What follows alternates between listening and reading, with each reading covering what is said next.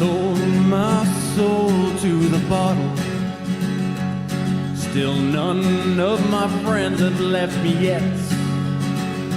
I'm the same man I was since the age of 13, and I've lived my life with no regrets. If you're looking for some freedom, all it takes is 10 drinks minimum. If you're looking for rhyme or reason, all it takes is 10 drinks minimum. Oh boy. It's the last party of the weekend. We got started a little late. It's fine. Technical difficulties. It happens. These things happen. It's what happens. This show, I'm Chris Burnett. This show is sponsored by the Topo Chico Hard Seltzer. See, this is hard right there. Smiley. Oh, Jesus. There is no Smiley. That is weird, right? That is weird. We don't have a Smiley today. Smiley is in Portland right now. And so, therefore, I had to bring in a special replacement at Simo Love. I will pour you a drink and use my smiley voice this whole time.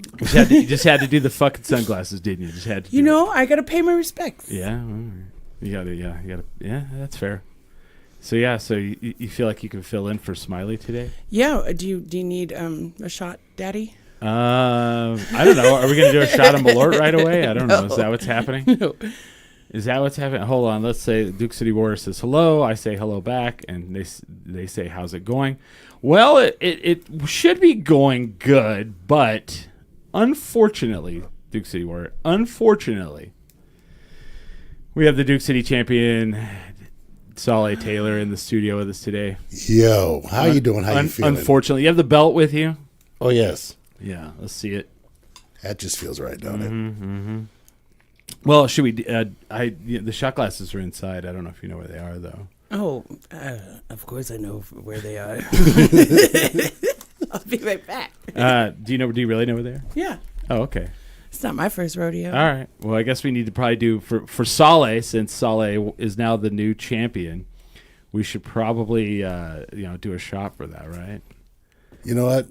Yeah. Okay. And before you and you alone, I'll do a Malort. You've had it before, right? I've had it, and we have the barrel aged. If that makes you feel better. Have you means- ever had the barrel aged? That means it's gotten worse.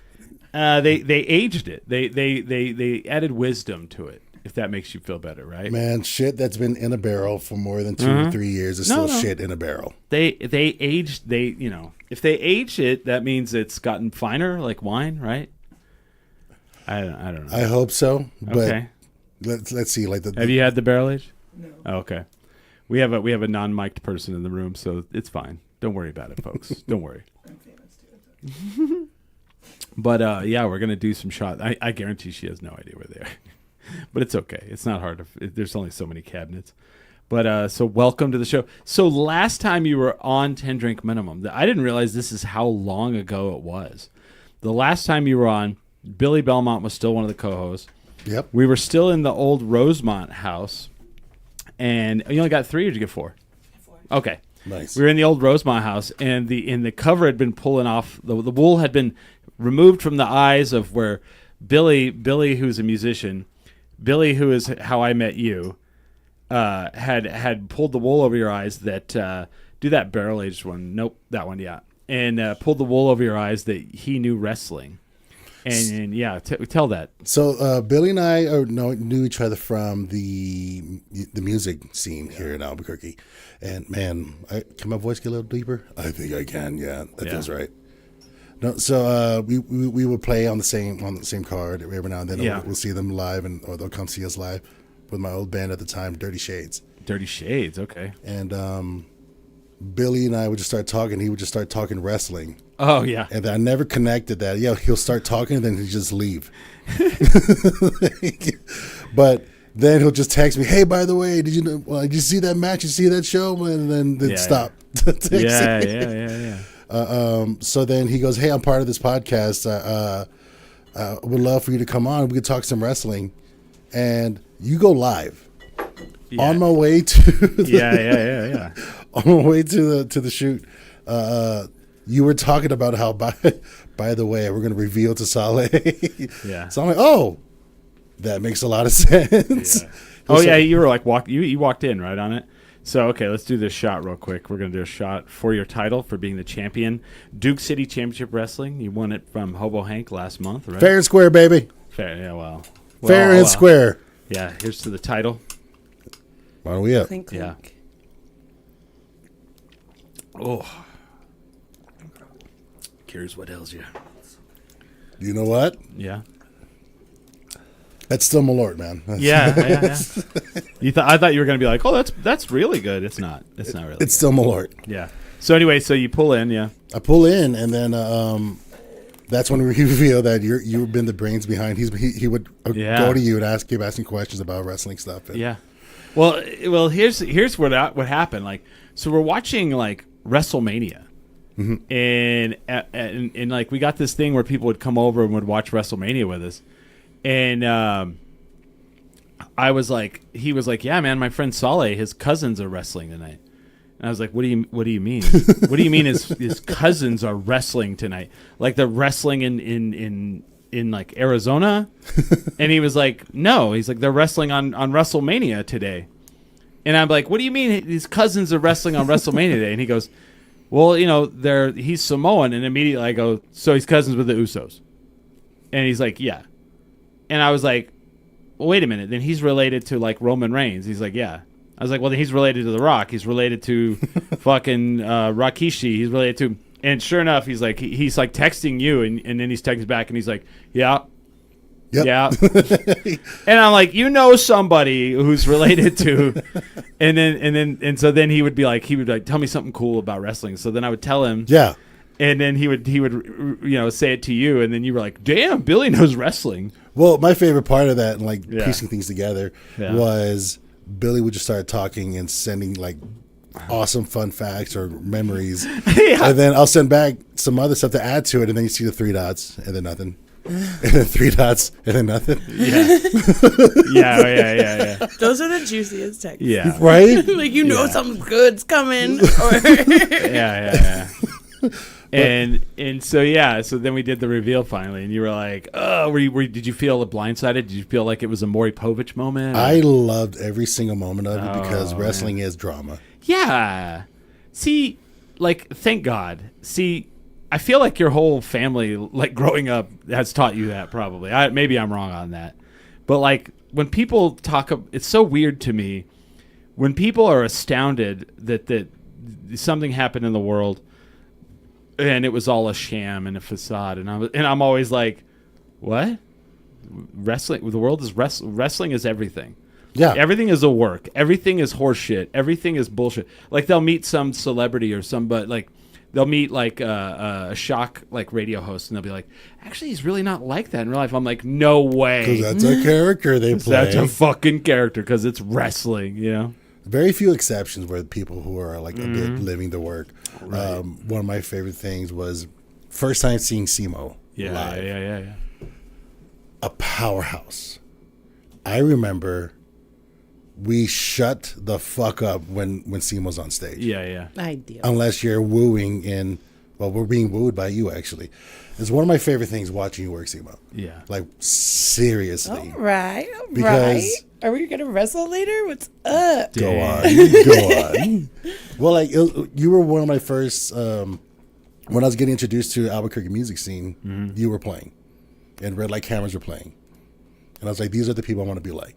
Oh wow, yeah. And then when you see Simo on the side, and it's like, oh, she's not belting out every time. It was like, no, she's totally different on stage. I don't know about totally different. Like she's like she is different off stage, but she's still over the top. Like there is nothing being 6'2" is you're just gonna be over the top of a lot of people. Well, but I mean, you're also like an over the top individual, like personality wise. Like you're like if I go over to your house, like you're always doing something like at your house that's like you're not sitting there watching TV. Oh my God, no. Yeah, No. We're playing dress up. Go on. Yes. Yeah. Sully, I have so many things for you. Can we have like a dress up montage day? Can we do that? someone's closet that's just like invaded and just Is it my birthday? What is happening? let's do this. I'm so fucking down. They're asking, do you carry the belt everywhere you go? Yes. It holds his pants up. What are you talking about? Yeah, of Yes. course. This if you watch Brooklyn Nine-Nine, one of my favorites, he calls it a title cummerbund. Yeah. Oh, he's all. I will win the cummerbund. That is one of the greatest characters. Like that is like next to Ron Swanson, like Captain Holt is And Jack Donaghy. Yeah. Yes. Such amazing character. Yes. And I love that he's all when they're doing the thing where she's late and he's like, why is no one working? And they're like, we're trying to figure out why Santiago's late. And he's like, I'll try.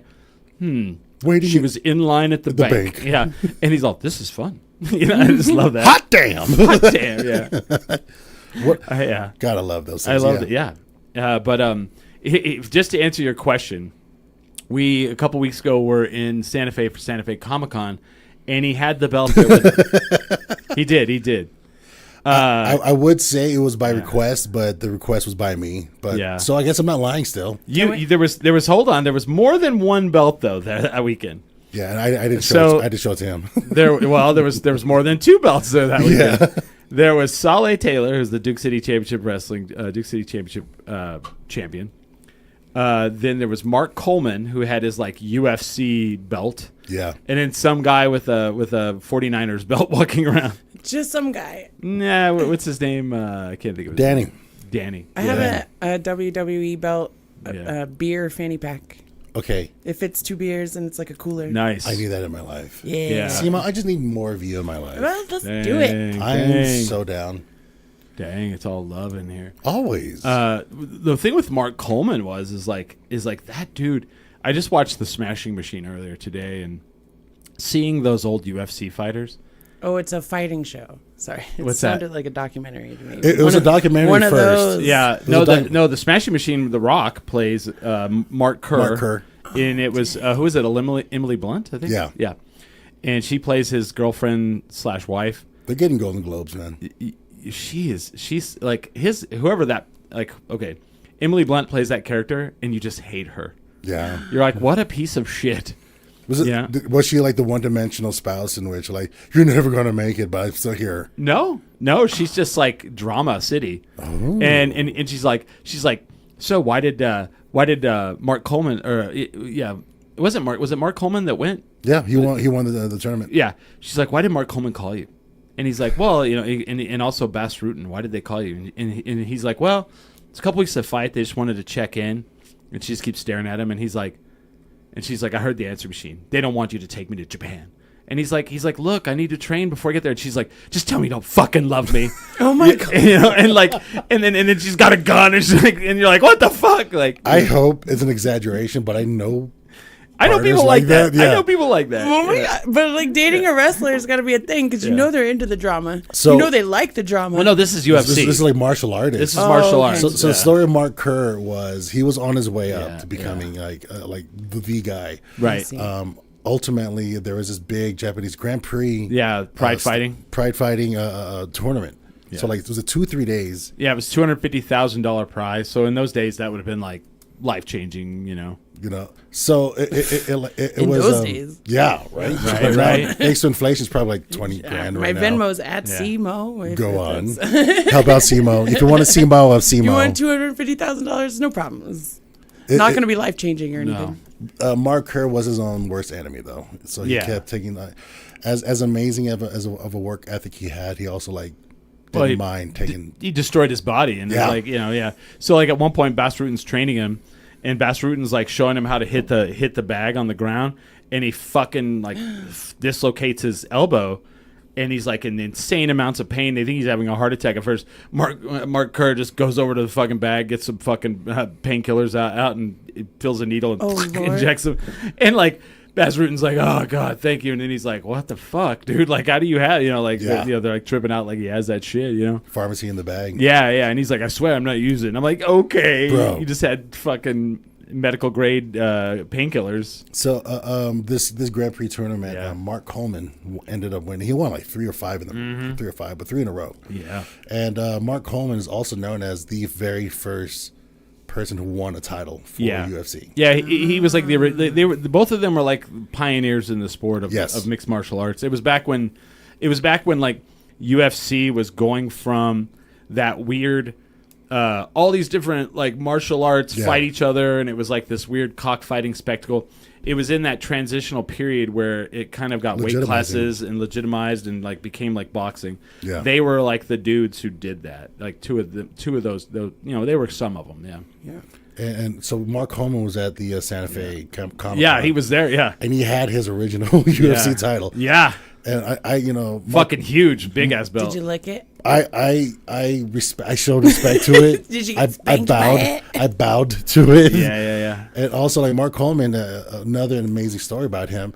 A year and a half ago, he saved his parents from a burning fire. Oh, that's right. And so he got all burnt up. Yeah. Yeah, and due to the effects of that fire and the smoking, he lost his dog too. Oh, that's right. Yeah. Like it's so sad, but they had to put him in a medically induced coma.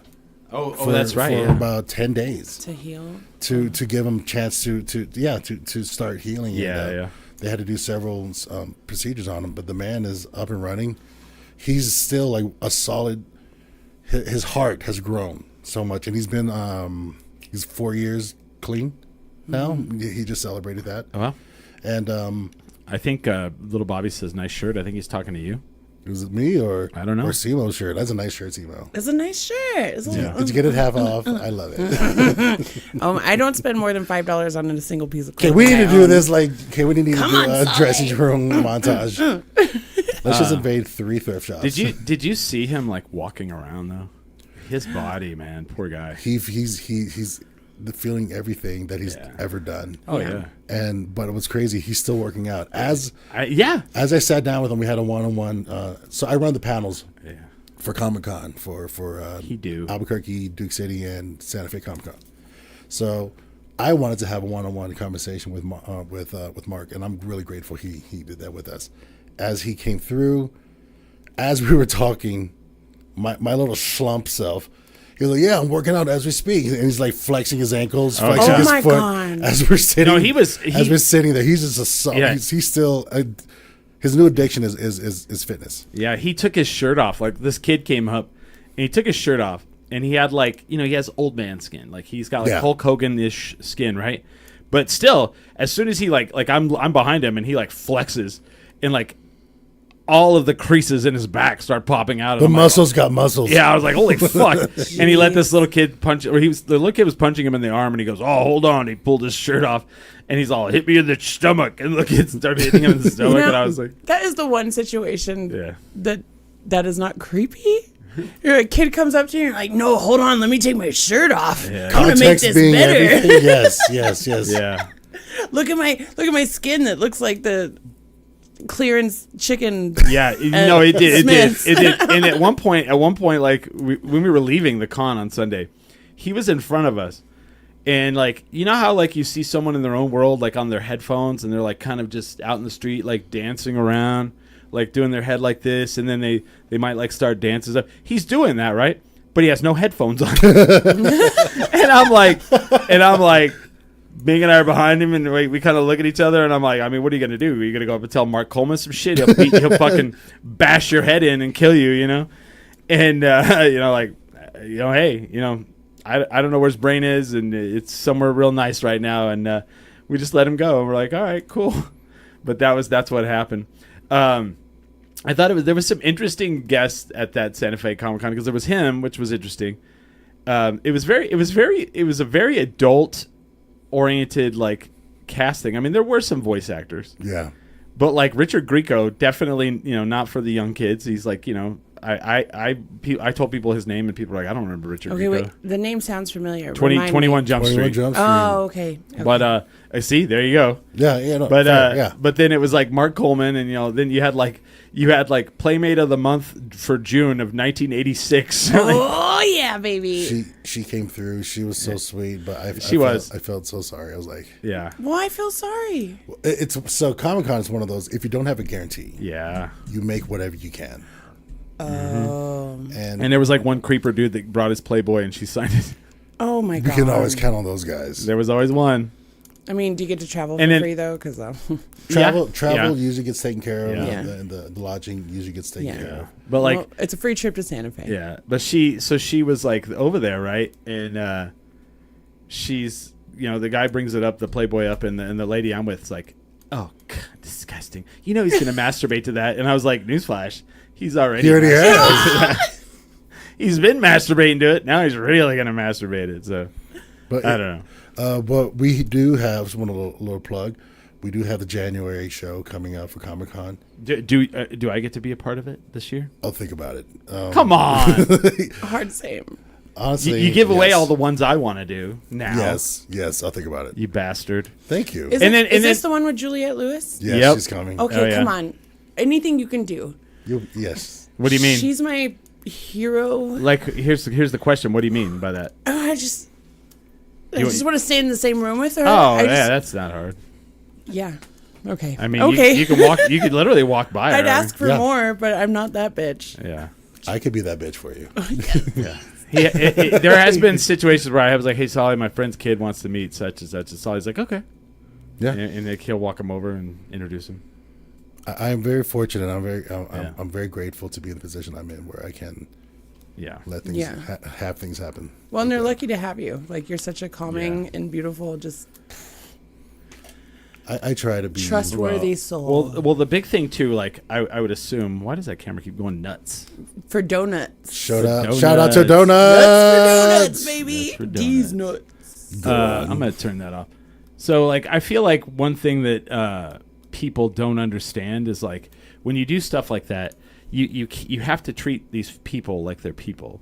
You can't like be. Oh, you we're can't touching be, on something big right here. Actually, yeah. You can't be like in the green room like freaking out like, oh my god, you know. Well, that's saying something like, as artists, Yeah. when someone approaches you and says you actually did a thing for them, like, you'd want to hear it, right? Well, Or do you just hold wanna be on. like, well, oh, hold on. At their table, yes.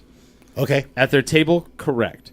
But when they're in the green room, The green room Or- is Green room off. is the different. green room is where you've been out there all day. Imagine, Simo, you being like in the audience. on the entire time. the entire day.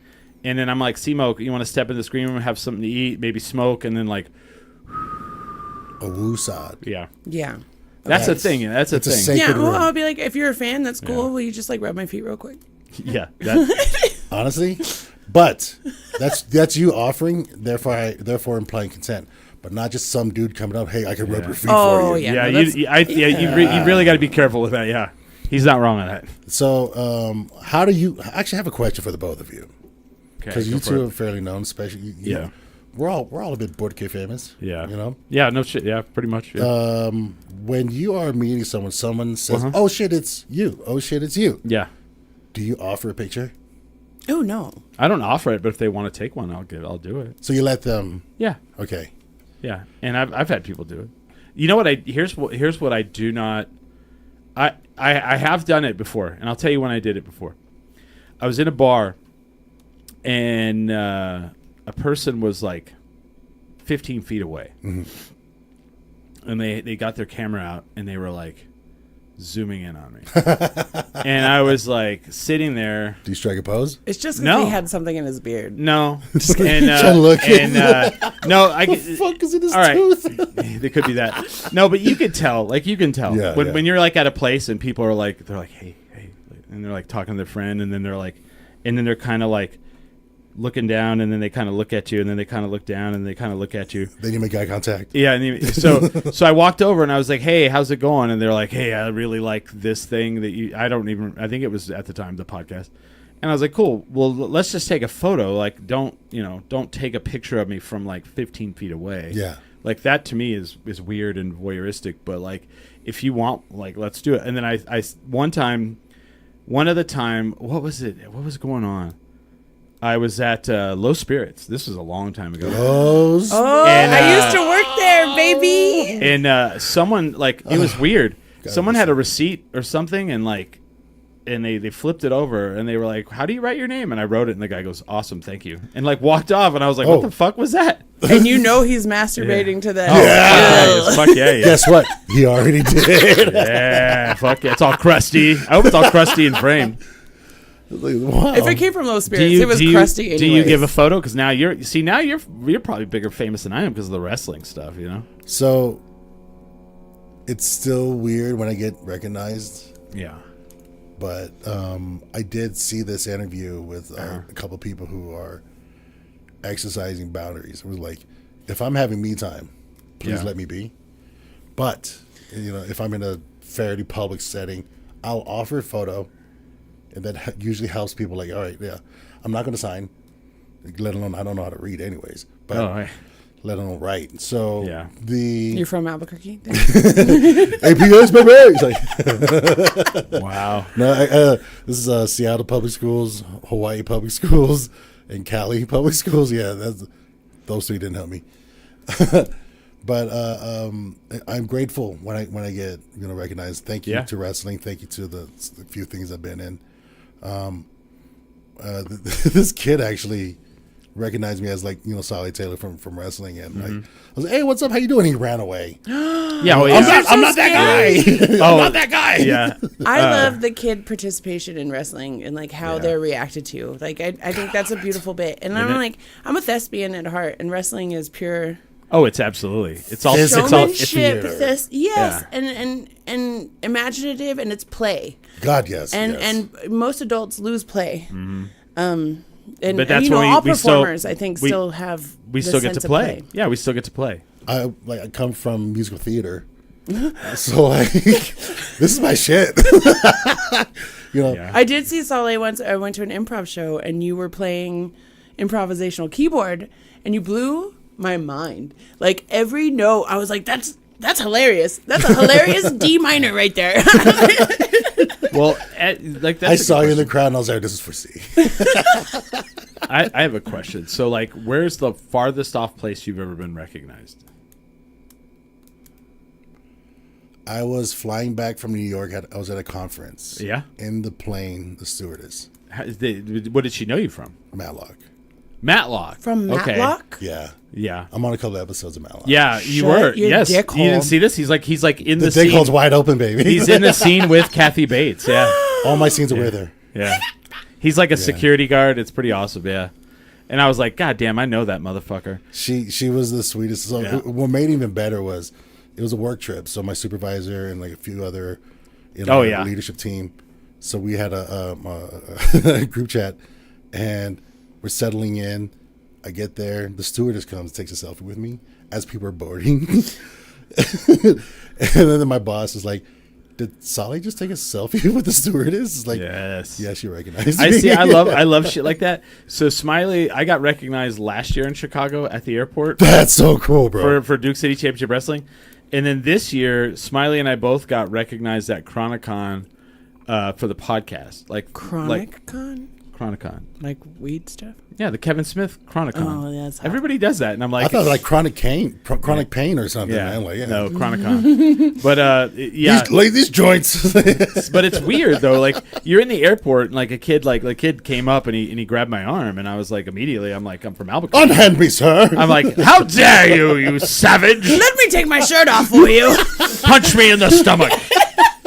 No, he grabs my arm, and immediately I'm from Albuquerque. So I'm like, what the fuck? Like, who do you think you are? And he goes, excuse me. He's like, thank you for Duke City Championship Wrestling. And I was like, oh wow, all right, yeah, hey, cool. Dude, the kids love the wrestling. Oh, they do, man. You gotta thank you. I get fuck yous from kids. Well, because you're evil. To be fair, yeah. I am that. It was one of the first times I went to the wrestling. I was sitting like freaking ringside. Yeah. And the bad guy, the manager bad guy, Robles. he looks at me and he is like, that blonde one in the front. She looks like she looks like she knows how to suck or something. There's something dirty. It was yeah. something dirty, Yeah. and I was enthralled. I was thrilled. I was so happy that a man ever said that to me, which in any other setting, I'd be like, the fuck? Context matters. Well, I mean, but where else? See, that's where wrestling is amazing. Yes. Where else on the planet can you not get up there and say some shit like that, and like people don't like beat the fuck out of you in the bar? Yeah. You know, like what did you say?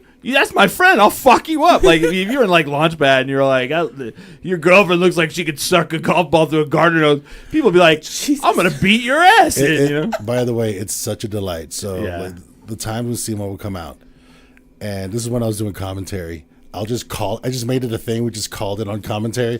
CMO sighting. Oh, look at that handbrake. Look at that. Look at that neck breaker. Yeah. Hello, CMO sighting. And that was like one of my favorite things. When I see my friends out there, Yeah. I pop for that. It's the best. I get excited for that, and I always will. Yeah. Well, and I feel like that as an artist, that's the way you progress is by just clapping back for others. Yeah. Like, Well, you show have- up for others Yes. and they'll show up for you. Yes. And we can all live the dream that we really Oh, want. Yeah. And they can live theirs too because you're Yeah. throwing it back. And like, Well, let's talk about that because Yes. let's get into that etiquette because like as performers, it's here's what blows my mind. I am not a musician.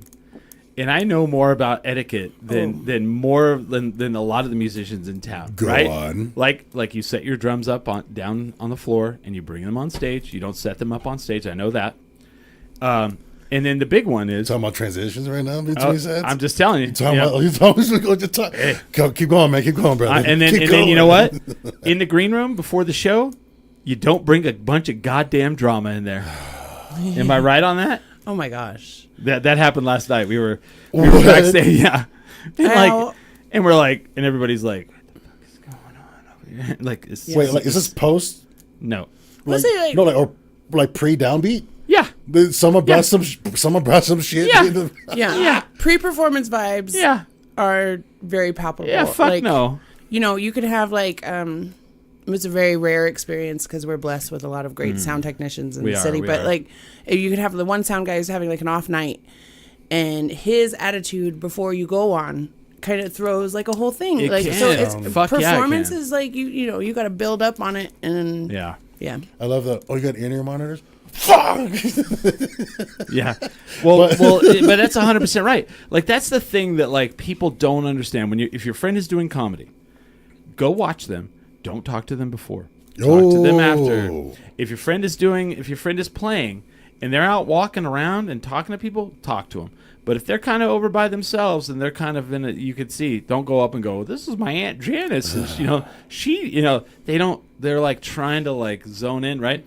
And so as artists, we don't, people don't know that. But as other artists, don't bring your fucking, Do shit. you have Sally? Do you have any Yeah. rituals like pre wrestling? Depends. Is it titty slapping? Because I'm assuming No. it's titty So, slapping. so I do those sometimes. Actually, before my championship match against Hobo Hank, I had a few of my team just like smack the shit out of me, like lock me in because I wasn't. It was hard for me to lock And in. you were about to defeat fucking Hobo Hank, and the whole city's gonna hate you. I was just Yeah, like, oh, yeah. I'm ready for a fight through and through. But for wrestling, sometimes I had to do something physical. Yeah. Yeah. Because I'm very fortunate and very grateful to serve in multiple positions for DCCW. So I had to keep that hat on until the very last minute before I cross. Yeah, that's incredible. Before it's called gorilla position when you're Yeah. like behind the curtain right before you go out to the stage. So right when I'm hitting gorilla, I have to lock in. So like I'll have a couple people just smack me, punch me. Yeah. Yeah, oh, yeah. Let me get into that. I had a role, You have to get into your body, like Yeah. you're like, and it's a different mode, like a get someone out of else myself. starts driving the car. Well, you can Exactly. Yeah. And Does for anyone sale. need a drink real quick? I got you, baby. Well, before that though, the funny story about that is what people don't understand is like, and I've talked about this a little in the podcast. They always think that the locker room, like backstage, the backstage area, they think it's like a locker room, like it's like dudes like getting psyched up and pumped Yeah. up, and I'm like, no, you go back there, it's like a play. Like dudes are like brushing their hair. One dude's like, Where's my water? One dude's like helping a guy like get his outfit like lined up, and then like the other two dudes are over on the side, and they're like, okay, wait a minute, like the tan, the spray yeah, on the spray on tan. tan, the spray on tan, and then the other one is like two guys that are like not sure about the match fully. They're like, well, what if I, and then this, and then that. Will this make sense? Yeah, will that make sense? Do you like that? And then the other guy's like, yeah, but also, what if we throw in and it, that's 100% right. So I go back there in the backstage area. This is like after 6, so the doors open at 6:00. So the wrestlers cannot be outside with the public after 6, right? Yes. And And so it's funny. So like, I'll let Candace get back the line. So it's funny because like I walk back in the back and I have on my broadcaster's jacket, and Solly comes up to me and he has and this is before the match. This is before the show started. And Solly's like, "Hey, will you help me go to the because like next to El Rey is Inside Out." He's like, "Will you help me walk from the backstage area to the Inside Out so we could take photos?" And he hands me the belt and he's like, "Hide this." I just found out. So I'm like, "Yeah." So you literally had just found out like you're gonna win the title. So I'm hiding the belt under my jacket, and you and I are walking. It's predetermined. Oh, I know. I hate to ruin that for you. Sometimes. So, like, Solly and I are walking around through the crowd to go take photos of him, and then I have to kind of stand between him and the front of Inside Out because it's open, while he's taking photos with the belt, like the photos that are going to be like shown on the flyer that's about to go out, like literally like in like 30 minutes, right? Basically, this is what happened right before that. So it was up in the air. Like, hey, by the way, this might. But I'm like, okay, whatever. Like, I just want to serve the show. And basically, right before I tell you that, hey, we got to do this, they throw the belt on my lap. And they're like, see how that feels on you? And I'm like, what? Yeah. That's hot. My sister, Princess. She was there, yeah. My sister, Princess. She came in to sing the national anthem. Yep. And then she was supposed to play. She played 2 gigs with me the days after. Oh yeah. So like it's a work trip, sis. It's a work trip. She was there when they threw it on my lap. That's cool, yeah. So she caught this really, really cool picture of me like crying over the belt. Yeah. Because like I was like, holy shit, this is real. Yeah. Another fun fact for my family, every single one of us. Mm-hmm. There's been a lot of us has gone through, done some stuff with NWA. I'm the first to hold an NWA title. No way. And are you related to Haku? No, you're not related to Haku, huh? No, not him. Yeah. But could His we daughters, though. prank call The Rock right now? He want to answer. This is kind of interesting. So when I was a kid, like there was a movie called Highlander, and it was like the kid movie. It was like I remember watching it, and Queen did the soundtrack, and it's like, here we are, So good. born to be kings. And like at the very beginning of it Wrestling is match. wrestling, and it's like the Freebirds versus Tonga Tom and blah blah. Tonga Tom is your uncle? That's Jacob's dad. Yes. So then there was this movie when I was a kid that I really loved. It was called Body Slam. Body slam. And it had body. and it had Roddy Piper. It had Pierce. It sounds like a porn. Benedict. Pretty much. What was Roddy his name? Piper. No, it was like Benedict, the guy from A-Team. Benedict. No. The The face from A-Team. Face from A-Team is in it, and his uncle Tonga Tom. So then one day he's like, hey man, would you like to interview my uncle Tonga Tom? I was like, oh, what the fuck? I'm like, so then I'm talking to his uncle over the phone, and I'm like, so I'm a huge fan of the movie Body Slam, and he's like, you've seen that? I was like, I've only seen it like 100 times. And I'm pretty sure I rented it from the rental store. And then I was like, and I brought up Highlander, and he's like, damn, like he was like impressed. I knew like things about him. So Yeah. Uncle Sam. Yep. I love him. So that's Jacob Fatu's dad. Oh no shit. Oh, I told him that. I told him I interviewed his dad. And it was a perfect timing of that when you talked to Uncle Sam, because that was when my Uncle Joe, Yeah. the original Polynesian prince, passed away. Oh yes, that's right. And I was like, I wonder if he remembers Uncle Joe. He brings up Uncle Joe, he's talking about him, and that's one of those things that like reminded me that the professional wrestling community, with the workers, Yeah. very, very small community. Yeah.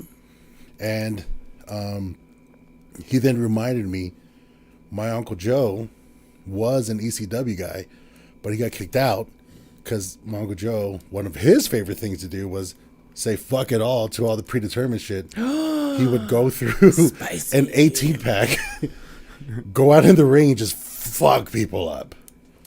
Yeah. And they're like, what are you going to do back to him? He's a big-ass Samoan Yeah, dude. no, Like, exactly. Like, what the fuck? backed up by his other big-ass Samoan brother. Oh, and his other big-ass Samoan cousins. Like, Right. what the fuck you going to do? So the original Polynesian Prince, I'm pretty sure, because I picked up the name Polynesian Prince, I'm pretty sure there's some people out there with receipts waiting to throw back at the Polynesian Prince. Oh, you know what? Come for him, bro.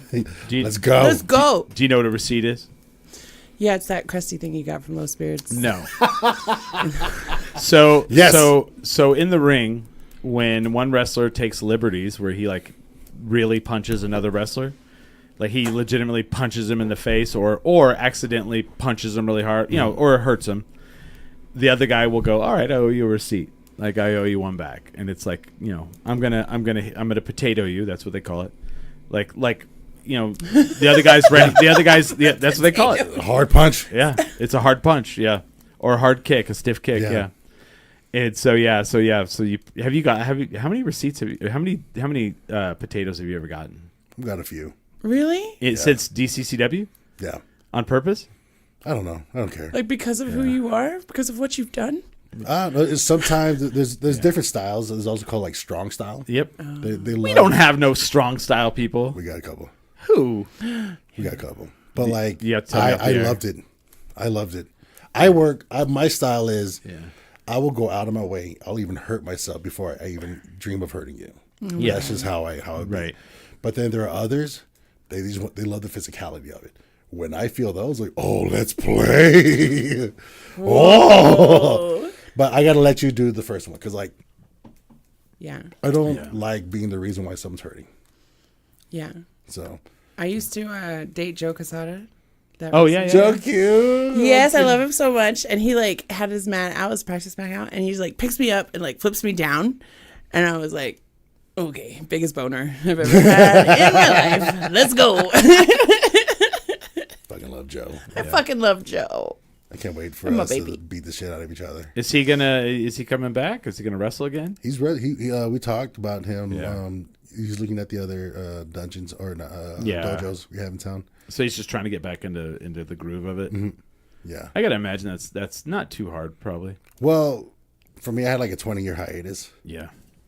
I should talk to him. I should be like, maybe I can be your like Be my valet. your like lady I would fucking love it. sassy. Honestly, have you against Joe. Pollo would be That's Pollo. Pollo against Pollo. Pollo Against Del Mar. Pollo. You haven't been in a while. yeah. We have a very tall drag queen now. She's dope. Yeah, very dope. She's I hella dope. do commentary with them. So, Pollo does commentary all over the place, especially on the West Coast. And they were calling a show, Journey, Jacob's little brother. Journey's a Oasis pro. Pollo was calling matches, and Pollo called a match for my little brother at that show. Oh, wow. Last week. So Pollo's coming back this week. Yeah. So we're gonna have some fun. Yep. Nice. That's pretty cool, yeah. It's interesting, too. When they brought Pollo in, I was kind of like, oh, okay, I don't really think we need a third person, but they brought him in, and it's a cool dynamic because Pollo plays the heel announcer to Fernando and I. So it's very interesting. So for people who don't, what always trips me out is people go, I went to the show, I didn't see you. I'm like, I'm behind the table. Yeah. And they're like, well, why can't we hear you? I'm like, well, you can't. That's not how it works. Like we went to WWE like what Monday. Last Monday. You can't hear the announcers. The can stay in the can. Yeah, yeah, and it's funny too because they were doing they were announcing the. I've never been to a Raw. Yeah. I've never been to a Raw taping. I've been to WrestleMania where they're filming that, but like. So one of the wrestlers they do their intro and they come out and like she's in the ring and she's like moving around and like the entrance just keeps going on and I'm like, wow, these entrances are long, and someone's like, no, the announcers are talking, and I was like, oh shit, duh. The announcers are talking, or we're all around a commercial break. Yeah. So they just keep playing, keep it going. Yeah, and I was like, okay. There are some really, really amazing things. I love picking up by going to other shows and seeing how they do things that we can incorporate. That Of course, we yeah. can better serve Yeah. for us. One of the simplest things that they have that we're all like, all the other workers that was at Raw were like, we need this. Yeah. They had a clock They had a clock. under the hard cam. So Yes. we have hard cam. That's like the main side of Yeah. what we play to. It's a taping product. So we have one hard cam that's like where we play to that audience. Yeah. So under their hard cam, they just had this big old clock that kept track of time. And it's like, we want that. We really need that. Yeah, no, I saw that too, and I was like, fuck yeah, that's dope. That's one of those, Yeah. it's simple. Oh, So the other thing Fred and I talked about is they did the thing where the announcers came out. And he's like, we should have you guys come out. And I was like, yes. Like they announced they had their own thing, and I was like, yes, we should do that. I love that. Yeah. Because you're part of the show. Yeah. Yeah. And like people are hearing you when they watch the episodes later. Mm-hmm. Yeah. So may as well like let the crowd pop for you. And Fernando's like, I mean, Chris, you're obviously a solid character, but Fernando in his own right is Oh, for sure. the dark frame glasses versus the white frame glasses. I love that. Well, and it's very interesting because like it started out as Fred and I, and Fred and I like have a really good dynamic. We have a very good chemistry, and I didn't know like when Fred was like, I got to be in the back of the house. I can't fucking be over here doing this and having to deal with because he's like literally texting while we're trying to do commentary. And finally, he's like, "All right, I'm gonna step away from this." And so then Fernando, who was our backstage reporter, stepped in, and he's also one of the owners. And like, so then you got to understand when Saleh wrestles somebody, and everybody's like, "Well, I've seen this match before," and I'm like, "Well, it'll probably be better this time because you're they've wrestled before. Their chemistry will probably be better. Not always, but you know what I mean." So when Fernando comes in, I'm like, "Fuck." So when you do stuff like this, like broadcasting and like podcasting and all that, you really have to have a good give and take. And like Smiley and I have developed that over the years. Billy and I Billy and I can like fall back into it like that quickly. Nice. And Fred and I had that really well, where we did, you don't step on each other. You know when the other person's about to end, so you can like take it and then kind of roll with it. And so I was really worried when Fernando came in. I was like, oh no. And Fernando, he's the straight, I don't know how you want to say it, like eloquent guy. I'm the like, and he smashed him in the face. I come in like just like just give it a little bit of a punch to it. So it works really well. And then when Pollo comes in, Pollo is kind of like the evil, like, well, of course you don't understand because you're so dumb, and like, then we play that off. Pollo, when they come in, they do like another version of color commentary. You add some color. Pollo goes all in for the heels, the bad guys. Yeah, oh yeah. And one of my favorite things, because I was doing commentary for a little bit, and one of the things I'm very grateful for you, all the guys, was that helped bring me back into wrestling. Right. And it was through commentary. You have no idea how many times I brought your fucking name up when we were having meetings. I was like, we got to bring in this guy, and they did not know who you were. Good. Yeah. But and like only key people know me. Well, they know you now. Shit. Damn it. You're now the guy. Fuck. You're no longer welcome in the back alleys of Frontier. Well, see, Shit. But see, like I going through the front now is bullshit. Well, see, with Pollo, like the dynamic for me is I'm the softball pitcher. Yes. And I throw the softball, and Pollo hits it out of the park. That's the dynamic. One of the best things about that position that Pollo's filling in commentary is gaslighting. I was doing a bit of that when I was doing it, but Pollo is so good. Very good at it. So fucking good. I would do like a low blow. Yeah. And then like Pollo's like, oh my gosh, what's on the shoelaces? Something's wrong with the shoelaces. Like something stupid, but like just very good. Ignoring all the bad shit that heels do. It's a beautiful thing. And I think that was a Billy Corgan decision. Yeah. Yeah. That's what Fred was saying. I'm not sure because Billy Corgan owns the NWA, and he watches our product, and he sent Pollo, Smashing Pumpkins guy. Yeah, but he asked that, and I know that there were some people who were doing commentary, and he's like, can you take them off? There? Oh yeah, he cut me off. Like, but was that? I was one of them. I didn't hear your name, but no, like they were like, they want me to be just wrestling now, focusing. Of course. Because I would do half commentary, and then the second half, getting ready for a match or something. Which I think that's when I came back. Yeah, well, we had to drag it back because... No, I wanted to come back. But I'm grateful for it. I'm like, seriously, all this, where I am at right now, like, put a shot on this real quick. We just throw it up there. All this. And then, of course, there you go. All this. Yeah. It's because Billy lied. Yes. And then y'all set me up. Yes. That is, I mean... and you try to ambush me. It is kind of funny, though, because, like, literally, I remember sitting in a Chili's. In a booth. Shout out to Chili's. So Hobo Hank Joe is a regional manager for Chili's, so that's where we would have our meetings. I can't help it. I don't know. He's got to eat. Yeah. And so like, Shout out to Chili's. I just remember sitting in the booth, and they were like, "Who do you think could come in and help with it?" I was like, "Saleh Taylor." And Fred was like, "I don't know him. Do you trust him?" And I was like, "I absolutely trust him 100%." And What led to that was you Yeah. giving me Fred for Comic-Con. Well, we're just like, it's a circle. It's a circle. Circle jerker. Go on. oh well, if you want to go all the way back, because we did the whole wrestling thing. Yeah. One night I'm in a bar, I'm in Sister Bar, and you came up behind me and got me in a sleeper hold, and you went, "You want to do the wrestling panel at Comic-Con tomorrow?" Yeah. As he was falling out. Yeah.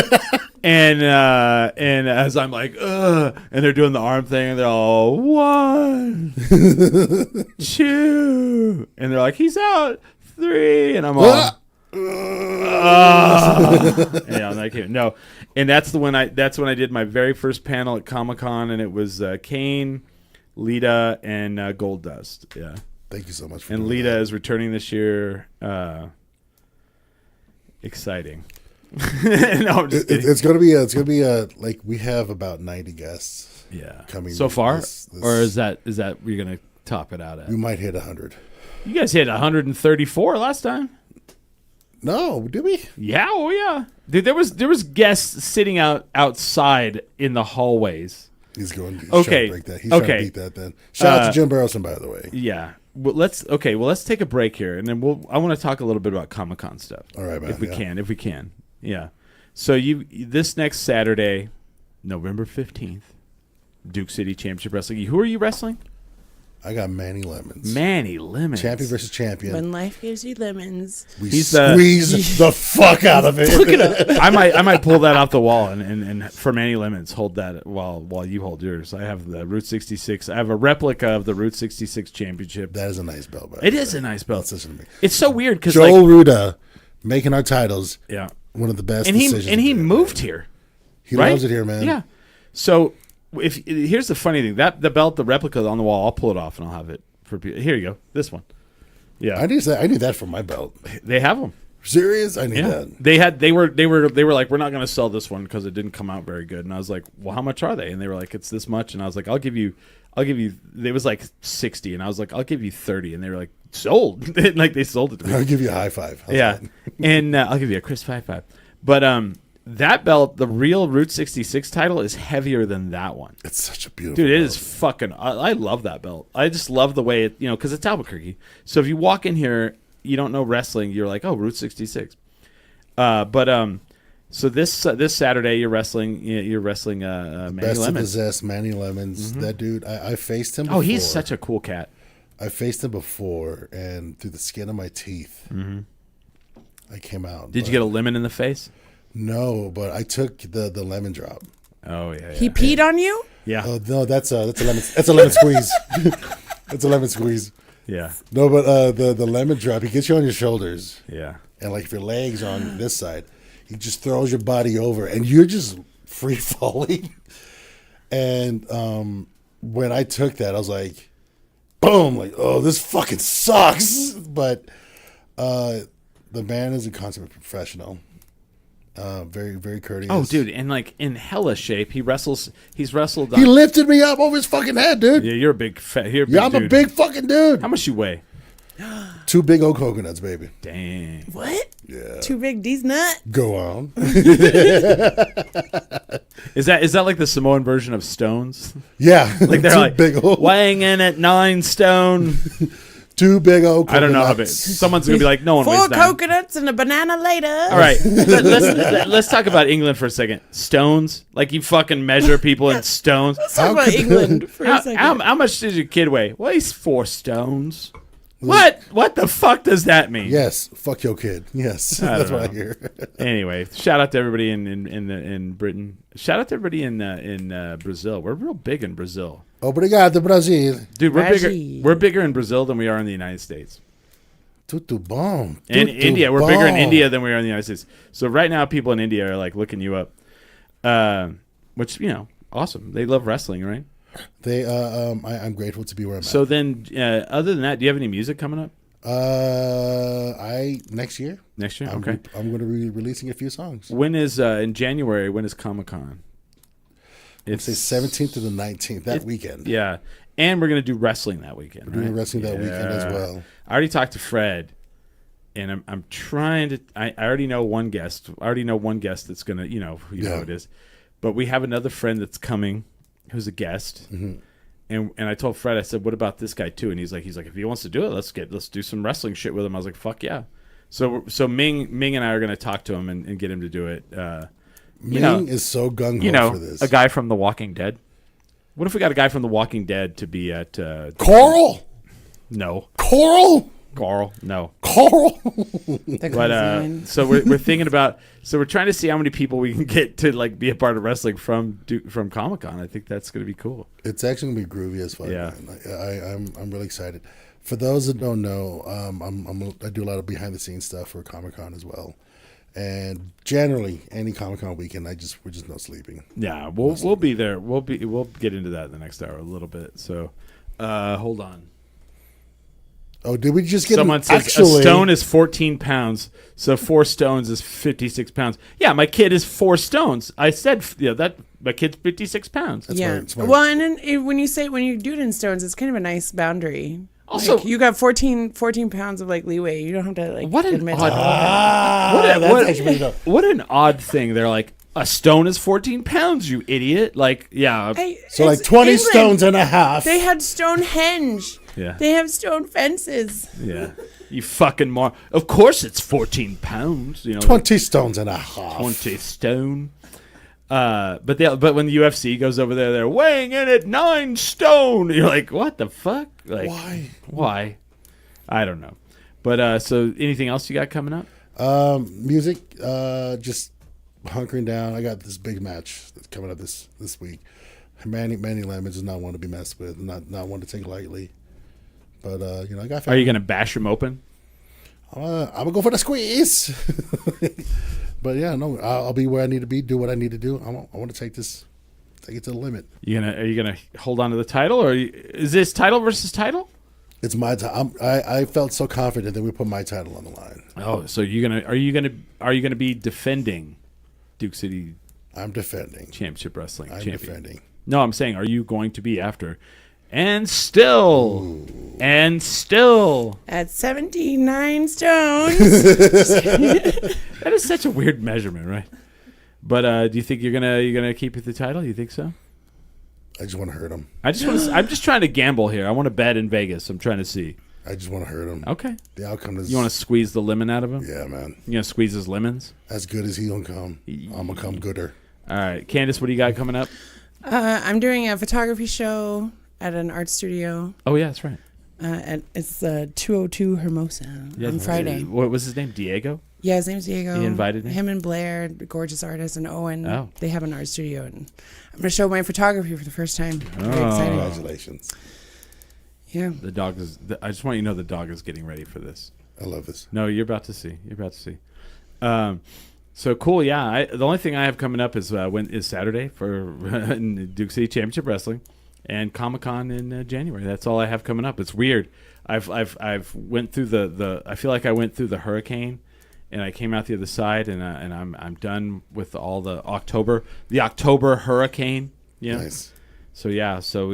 I'm free and open to do things. So cool. We're gonna take a break. We'll be back with that. We are 10 drink minimum. Oh, fuck.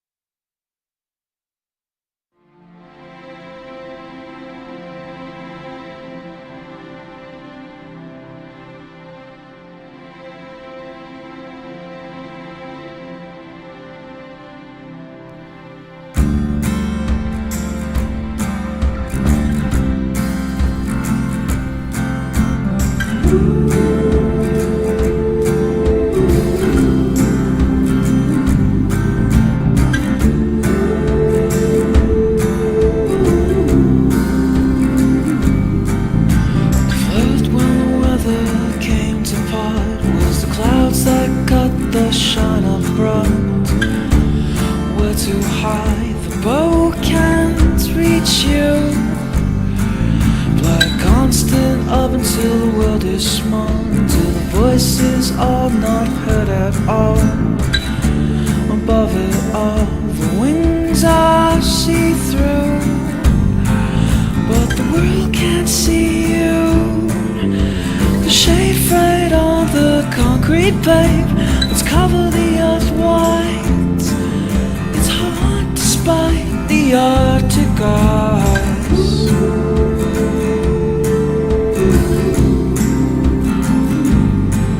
Let's cover the earth white. It's hard despite the Arctic ice. Let your body close to mine. Turn it back to the bend as it hurts. Wings will cover both the eyes. All the wax will be gone anymore. Let your body close to mine. Turn it back to the bend as it hurts. Let your body close to mine. All the wax will be gone anymore.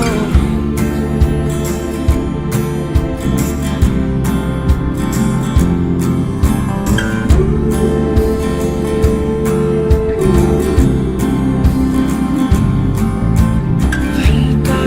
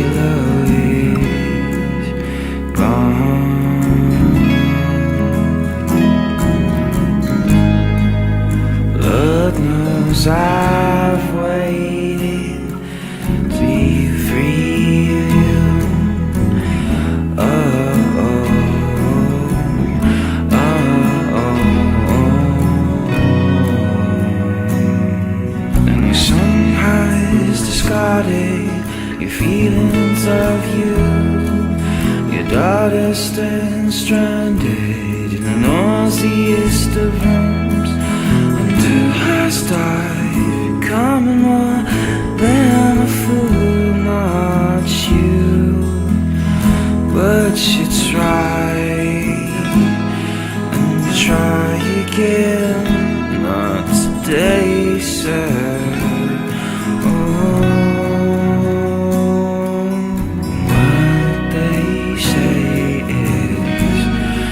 A sea of small dark, mindless debate, but you feel smart.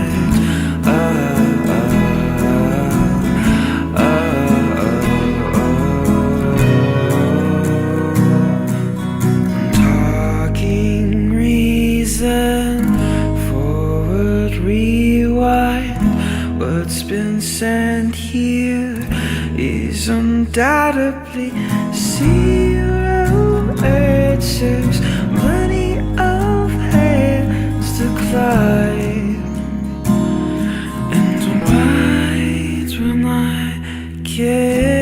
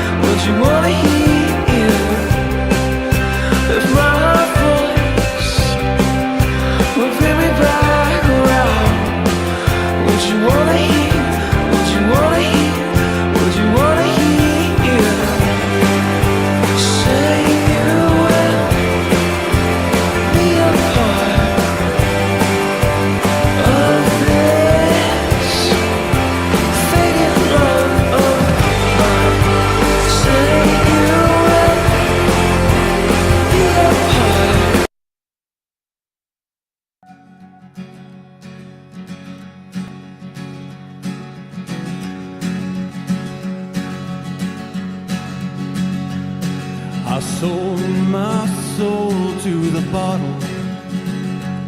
Still none of my friends have left me yet. I'm the same man I was since the age of 13, and I've lived my life with no regrets. If you're looking for some freedom, all it takes is 10 drinks minimum. If you're looking for rhyme or reason, all it takes is 10 drinks. Man, we're just like drinking, like it's weird. We're just like getting ready to drink a bunch, and we're like, oh yeah, we got to go back on the air. That's the thing that's gonna happen. This is the Marble Brewing, and like I poured the worst pour because it's like very foamy right now. It's the Marble Brewing. Look at that Marble Brewing keg. We have a keg of beer like right there. Marble Brewing sponsors this Wavy Hour, and so therefore I'm drinking this very foamy beer because I probably need to turn the CO2 down because I don't understand CO2 levels. But yeah, so we're back. Simo is filling in for Smiley, who is in Portland, Oregon, drinking Slow Gin Fizz or something like that. It's his nephew's naming ceremony. And it's incredible. It's like the Choctaw tradition of when they turn either like 15 or 16, then they get a name. Oh. And like, I mean, that's kind of a magical family Wait a minute. What are they called before that? Well, I mean, they have a name like Johnny or Hey, shitbag. But like, so Smiley's name is what, like one who gives music or something like that. And it's just gorgeous. And they wait till the child's old enough to have their own personality, and then I have a child. So Smiley better not fuck it up. That's a big deal. Yeah. And so we have Duke City Championship Wrestling champion Saleh Taylor at 4Saleh247. Did we pour more shots of the Malort barrel age? Did you get one too? No. Mm-hmm. You liar. I sure did. All right, let's do this. This is how we do where I come from. We say Manuia. That means to a good life, to a better death. Oh my God. Manuia. I fucked that up. I had the Malort in my mouth, and I went, oh shit! Oh God! And so I held it in there. And now Good form. And now I'm hurting on it, but I'm fine. I'll live. It's like giving a blowjob to a ball of rubber bands. You didn't even drink any. I did that one time. It stays with you forever. Yeah. What cracks me up though is like when you go to Chicago, like if you go to like the dive bars, they are so amped on it, right? Like we go in there and we Ming is like, we're gonna go to this one and they have a and you'll like this. He's like, they have a Taco Bell Doritos Locos Tacos Malort shot. And we get there and the lady's like, oh shit, we just killed that bottle. And then she's like, but I can make you a fire sauce infused shot of Malort. And then she's like, you guys like Malort? And I show Ming and I pulled our tattoos out, and so she pulled hers out. So we're all like, there's a picture on my Instagram where all three of us have our tattoos like on the bar. And then she's like, what I'm about to do though, she's all for Christmas is like I'm gonna do the candy cane Malort. I'm gonna do, she's like going into all these fucking different things, and I'm like, man, you motherfuckers are on a different level here, man. With our powers combined. I feel like in Chicago they're just like, well, the weather's gonna cripple us for 7 months, so let's just get fucking wasted, yeah. They don't drink to enjoy. They don't drink to thrive. They drink to survive. It's a different thing over there, man. Like, you know what trips me out is like they have crippling winter. So you're telling me they get mind stinking drunk and then go walk out on ice? that is impressive. That is impressive skill. And then they're fucking up ice right now, which God bless them. Oh yes. Oh yeah. That was pretty cool. We saw a lot of art. I never saw ice, but it was very clear that it was there. Like it was in the air. And like we got into an Uber and like the radio was playing and they're like, ice is over on this street and da da da da da. They're broadcasting on the radio. Yeah. That's hot. That's so hot. And then we're talking to our driver who's probably afraid of ice, probably. And he's like, yeah, they came in on the river when they came in. So they were like waiting for him to come in. And they had all the roads scoped out, so ice came in on the river, which is crazy.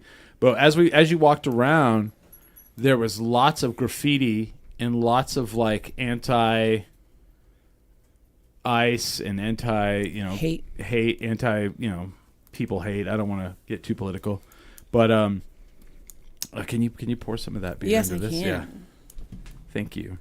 And anyway, so let's get back to the fun stuff. So Saleh, like you and I, like go back with the cons, the Comic-Cons. Let me hold the dog because the dog's afraid of you. Thank you. Why are you scared dogs, man? It's part of the gig right now. Oh, okay. So how did you get into that, the Comic-Con stuff?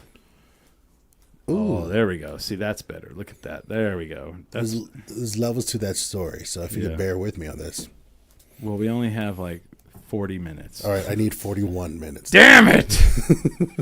All right. Well, no, so one of my best friends is like my little brother, Steve. He was working with the con here as it was growing, and one of his friends, who's also his agent, Tina Presley. I know Tina. And she was one of the people booking talent. So they just, hey, do you want to come volunteer for the weekend? I'm like, I didn't know Tina did that. She was doing that for a bit, yeah. I didn't know that. Some things are clicking together. Right, for right, me. right. Now, all right. Presley Talent Agency, right? Presley Talent. I'm going to get in a lot of trouble for saying that on the air. My drunk alter ego is Tina. Not Tina. Tina don't take no mess. Tina's gonna kick your ass and pull, dude. Tina don't handle mess. Yeah. So my gay alter ego is Charles. Charles comes out. Is he in charge? Charles is in charge of you. Charles and Charles, bitch. Right now. Right now. I cannot wait to dress Charles. Want to see my impression of a gay angry snake? Huh.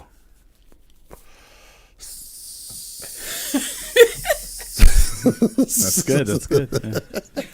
I like that. All right, so Steve calls me in to help volunteer. I then meet the promoter, Jim Burleson. Okay. And from there, he's like, hey, we know you like to talk. We know you like to, you're really good at, one-on-one conversations. Can you do the panels? I'm like, sure, whatever. My first panel was Dean Stockwell. Oh, fuck yeah. And I just You're talking about the guy from Quantum Leap, yes. baby. Sam, Al Calavicci. Sam, it's like Al. He was Al. He was a Al. hologram. Yeah. Will the next leap be the leap home? Nope. Turns out the saddest fucking dude. The saddest fucking. Do you ever watch Quantum Leap? No. So Quantum Leap was a show my mom watched. Do you know what a Quantum Leap was? Yes. Okay, you do or you don't? Sure. I can imagine what a quantum leap is. No. Given the context. So the TV show was. I took acid one time. No. The show was he was like this scientist, and he figured out how to travel through time, but the machine fucked up, and instead he would travel into the bodies of people, and he couldn't leap back out, and he would have an amnesia when he first started. So Al, Swiss brain. They call it. So Al, we're geeking the fuck out right now. Al was the only person who could talk to him, and would fill him in on who he was, and then who he was, and then they were like trying to calculate with the computer. They were like, so this is the year, and he can only jump in his lifetime. Yes. And they were like, so you're this person, and we think you're here to help them solve a murder, or we think you're here to fall in love with the woman he's always supposed to be in love with. So once he helped them, then he would leap back to the next. He would leap to the next person. And so then you were constantly like, hey, what's happening? What's that? There's a spider behind you. Oh, it's fine. Okay. But they would be like, will the next leap be the leap home? And so he was always leaping and trying to go home, and so what had happened is when he tried to travel through time, God intervened and caught him and said, no, if you think you're gonna travel through time, you're gonna instead help people. And the original thing that they wanted to do with the project was go to do the big wrongs, but then through divine intervention or through fucked up science, he would go and do the small things. Yeah. And so at one point they had him leap into a person who had Down syndrome, and or there's a big old meme of that now. Yeah. Oh yeah. And then when he was a woman, different weird. It was very taboo before taboo. But then the big thing was you're thinking it was very popular, and you're thinking he's gonna end up at the very end. He's gonna go home. And spoiler alert if you haven't seen it, it's been around for a long time. is the guy Al, who you did the panel for. He was always like talking about his ex-wives. Well, there was one that he was like really in love with, and he wished The first wife, his first wife. that he wished man. he would not have fucked it up with. And Sam had a choice of going home or helping Al go fall in love with his first wife again, and he chose to help with the first wife thing. And then at the very end of the episode, they go, Sam leaped out and he never got home. And you're just like, That's the last line never of the last went episode. It was oh my gosh, yeah, one of my favorite shows. yeah, This was a show that introduced me into like the sci-fi world, and like then that's when I learned. My dad, Thomas Taylor, Sr. This is when I learned he's one of the original Crips. By the way. Oh, what? Your father was one of the original Crips? Yeah, you from say the that? from the Samoan side. Gangstar. Sons of Samoa, baby. So, he only became a Crip because all of his brothers and sisters were Bloods, and he was the youngest boy, so they didn't ever let him play. So I was like, "Fuck y'all." Oh my god! Where is this? Where is What this? a at? metaphor. From Cali, then up to Washington, and so he was always a Trekkie though. And then that's when I learned, like, I love Quantum Leap. And then my dad was like, oh, I love Star Trek. What? My father's a pastor now, by the way. Okay. So you did Dean Stockwell. I did Dean Stockwell on the first one. That's where I met Tina Presley. Tina was like, hey, there's something going on. Let's talk, blah, blah, blah. And then she goes, I want to sign you. Oh. Because she saw my band playing, saw me playing with my band Yeah. at the time, Dirty Shades. And I'm like, no, I like doing theater. What the fuck? You are just I like a being- layered, I like being broke. sexy boy. Like, I just had my Albuquerque debut with Legally Blonde. Wow. Actually, no, my Albuquerque debut was, I think it was Legally Blonde. Holy shit. and the whole, like, 9 months of Tina was like, no, let's talk. I want to sign you, you know. Well, I want to do some music stuff. And then I met with her and Carissa. Okay. But I kept insisting, no, I like being on stage. You know that they're friends again, right? Oh, God, yeah. Yeah. There's love there. And Yeah. there always was. You Yeah. know? So, Because Chris is a big friend of the show. I love Carissa. And Yeah. I always will have love. Yeah. They recently did A big talk at big talk? Netflix, yeah. on the same stage. Like, really? All right, progress. Uh-huh. But Chris is always a friend, always will be. And so Tina was like, "Hey, we coming back to another Comic-Con. They're like, we're gonna put you in a position where you can start putting together the schedule and like be part of that, help run that." So I'm like, all right, cool. And Tina was like, "Can you?" Tina. Sorry. Tina. She's She doesn't know Tina. we know Tina. I know Tina. I love her. The we do the Comic-Con. I had a show that weekend, and she goes, "How about this? If I get you an audition, if you book it, I'll be your agent. If not, I'll stop asking you this." So I'm like, "All right, cool." I booked the fucking show. What was the show? Graves. It was on Epics. Oh, yeah. I became a recurring character too. Okay. Bless you, baby. Thank you. Bless you, baby. Sorry. I was trying to be so Nothing to quiet. apologize. But that began my relationship with Tina and Yeah. Carissa, and through Comic-Con. Yeah. all these How weird weird. things, man. How weird. Well, then that like transitions to me where I'm in the bar and, you know, I know each other and you're like, will you do this panel? And I'm like, sure. And like I did the first one for you. And then the next year you were like, well, do you want to do Christian? And I was like, yeah. And You put him on the spot, by the way. I did? You put him on the spot, and he lied to us. He lied to us. So we did. did, he did. It was a January. It was Yeah. before Royal Rumble. Yes. And you said, "Hey, man, like all your injuries, you're looking great." You look great. I was like, are you not going to wrestle again? He's like, no. He said no. Okay. Oh my, that's living art. I want to. to. I want to talk about that though. I think okay. So body language is a big thing for me, and I honestly think here's the. Well, let me back up. Let me back up. First of all, the night before, you asked me again Yeah. to do it because we were Through drunk. another headlock, yeah. Yeah, we were drunk at the bar, and the next day, I am really hungover. And if you want me to do like a performance of something, good time, because I don't feel good enough to be embarrassed. I'm sitting in the green room. Like, first of all, I think Christian is one of the greatest heels in the history of wrestling. He is such a great talent. He's so good. He's Which one's so Christian? good. Christian. Edge and Christian were a tag team in the WWE, and they were fantastic. They would come out to the ring and they'd be like, for the next what was it, like for the next 10 seconds, 10 seconds. we're gonna pose for flash photography. So they just, And then they would take turns like just like moving, and they were so But- good, right? but like the arena would just light up. Light up, yeah. It was beautiful. And he was such a guy that you wanted to beat the shit out of him, Yeah. like just so much. And that means he's good.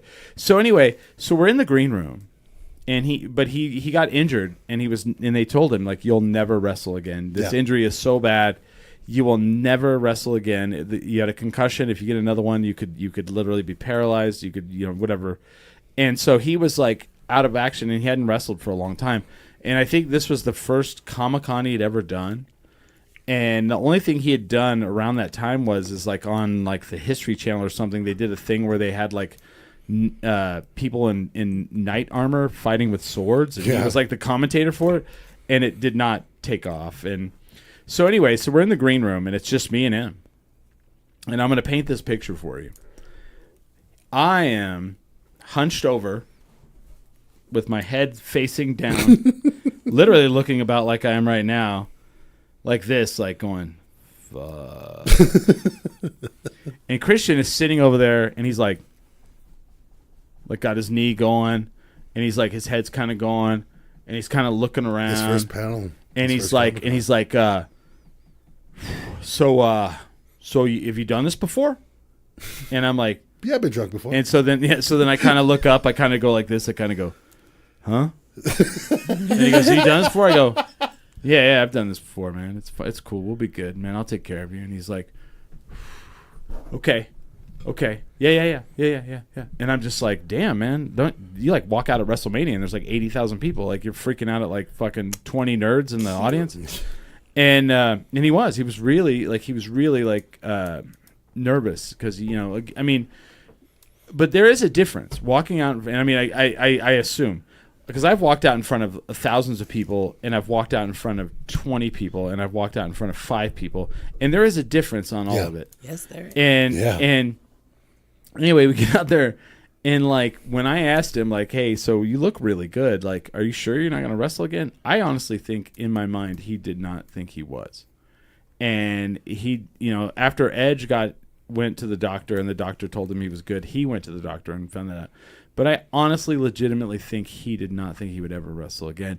And then, of course, now he's back with AEW, and he's like the fucking best, one of the best parts of AEW. Doing his greatest work right now. Yeah, he does this thing where he comes out like, and he's like, so your father died.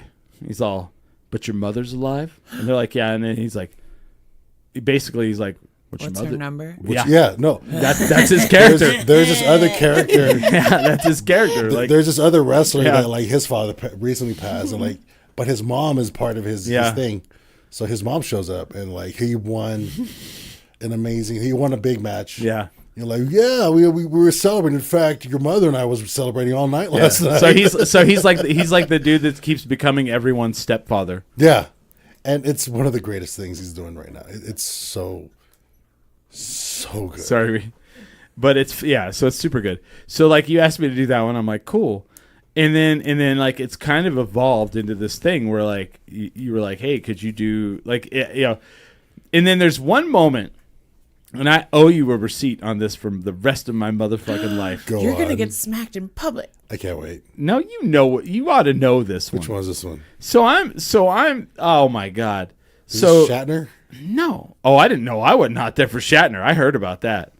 But no. So dropping names like that, my bad. So Shatner. So they're like, hey, can you do the Star Wars panel? And I'm like, yeah, I could do the Star Wars panel. I love Star Wars. It's like Tate Fletcher. It's like the dude who's in the suit for Darth Vader.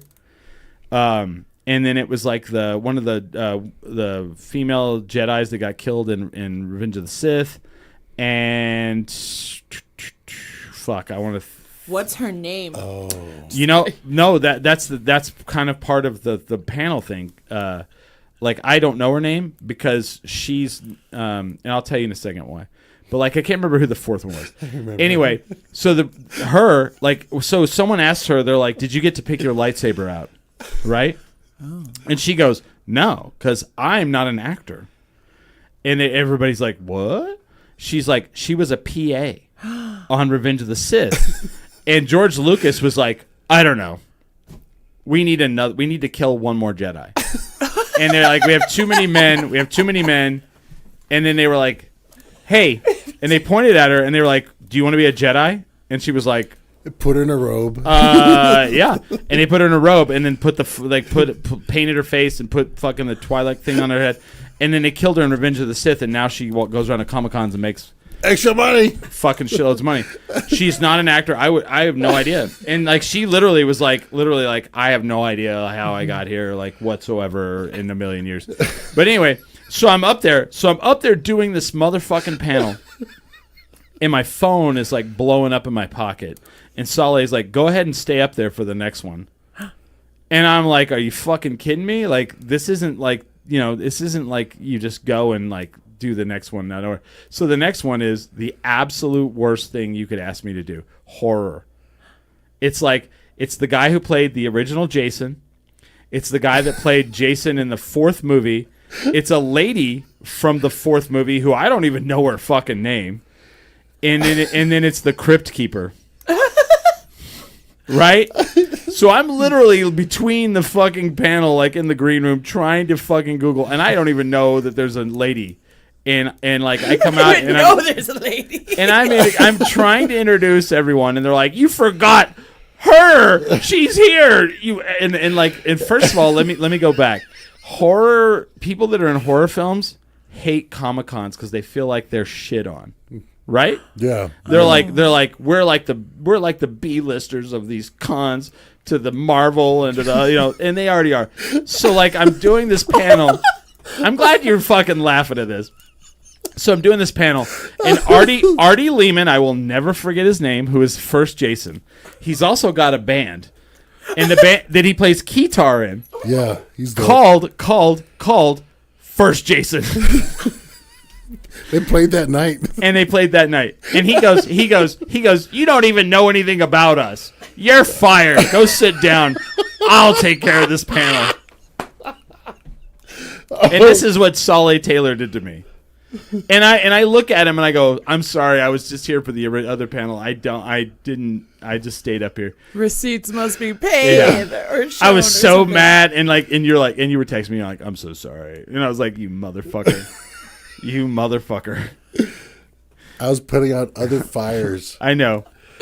And I was supposed to do that one. And then I was like, you motherfucker. Chris was already there. You asshole. And I'm like, "So let's just go to audience questions." And he's like, "No. Why would you do that? We have the Crypt Keeper here." And I'm like, I don't know the Crypt Keeper's name. I love the Crypt Keeper, but I don't know his name. And oh my God. But he would walk around and go, "I'm Artie Lehman. Rhymes with demon." And he just kept saying it over and over. Like starts playing his. Well, starts playing his guitar. I gotta look him up right now. Yeah. The first Jason. And okay, so yeah, so They go hard. I owe you on that one for sure. I accept my fate. Yeah. Oh my God. They're asking if I've ever met Robert England. I have not. He hasn't come here yet. No, but I'll tell you. Okay, so because of Saleh though, I have now created this career where I now travel. So. Do you know I'm a guest at El Paso Comic Con now? I love that, man. I'm hosting every panel again at El Paso Comic Con. I think that receipt pays for itself, then, man. It does. But because somebody asked on the last one, they were like, "Who's like the most intimidating people?" And I have two, and one of them was at a Duke City. The first one was Vincent D'Onofrio. And he's like 6'3", 6'4", big dude. and he's the kingpin. He's proper big. And he gets in your face. Like, he kind of comes up to you. Like, when you talk to him, he kind of gets, like, right up on you. And he's like, okay. He's like, yeah, right? And he kind of, like takes one eye, like, and points, like, right at you. And, like, kind of gets up on you, right? And you're like, oh, okay, you're fucking intimidating. So Smiley and I were driving home from El Paso Comic-Con, and I'm listening to the Mark Maron with Vincent D'Onofrio on it. And he's like, yeah, he's like, when I was going to the Strasbourg School of the Method, he's like, I was bouncing a lot of bars in New York, and Maron's like, yeah, so what's that about? And he's like, well, I actually like getting punched in the face. And I'm like, Jesus. And so immediately I pause it and I go, Smiley. He was asking you to punch his face. I was like, that is an individual you do not fuck with that says I actually like to get punched in the face. And he's already big, dude, right? He's a big dude. It's just a Saturday night. So the other guy, and I want you to attest to this. The other guy who is really intimidating in person is Kane Hodder. Dude. Yeah. Dude, yeah. So Kane Hodder played Jason in 5 of the Friday the 13th movies, right? He's like 6'8". On daytime TV, he did a stunt where he burned the upper torso of his body. Legitimately, like they were doing a stunt and it burned him. So he wears gloves and like long sleeve shirts all the time. And on live television? Yeah. Oh yeah. Oh yeah. And when he was like the dude, he played Jason more than anybody. And then he's like some other huge like horror like icon that I'd never heard of, but like there were people there and they asked questions about it. I didn't do his panel, by the way, but I sat through it. And I talked to him and I was like, dude, you are scary. He's a scary man. And he'll be talking to you about like making muffins in the oven. And you're like, I hope you don't kill me right now. It's that lingering thought in the back of your head. Am I wrong on this? No. He is an intimidating guy. I could not. I don't know who else, but yeah. So I get to meet him in a different dynamic where I'm like, hey, by the way, I'm Solly. I run the panels. I have a schedule for something. I just want to say thank you so much for doing this. And they're like, oh, yeah. I got cussed out. Who? I can't say her name. Oh, that's fine. All right. It's always the text me. Yeah. Just kidding. We can talk about this off air. We'll talk about it there. But like, she was pissed. But at the very least, because I was consistent, my team backed me up. And to be fair, as a supervisor, my team should have been nowhere near. Like, let the guests air all the grievances out. I'm here to take all the heat. Whatever. Yeah, get mad, get it out, and let it go. But she just kept going. But was this recently? Yes. Okay. All right. And so, as this is happening, what I was doing was I was pairing what seemed like polar opposites together on panels. Because it's a spicy. And like something could happen. But I was doing some research behind them, like, oh, no. if the right question's asked, they're going to realize they have more in common than they don't. Yeah. And so, because I was consistent, I had several other panels where it's just like, why are they together? Then they realized, oh my gosh, blah, blah, blah. And so she was upset. She's like, why? What? First off, I think she was just upset for other things. Yeah. So that's why I'm like, just go ahead and be mad. Be mad at me. Let it out. It's okay. But she was like just mad because she was there. And so some of them are, man. Oh God, yeah. And like the first one I ever did. There's a person that was mean, so mean, the meanest human being I've ever had to me. You know what? You just like let him be mean, let him be mad. For the next 30 minutes, we're just gonna be hanging out for a second. Yeah. So it's all showbiz. The coolest thing is, she's like, so you have 2 female actors together who's never met each other.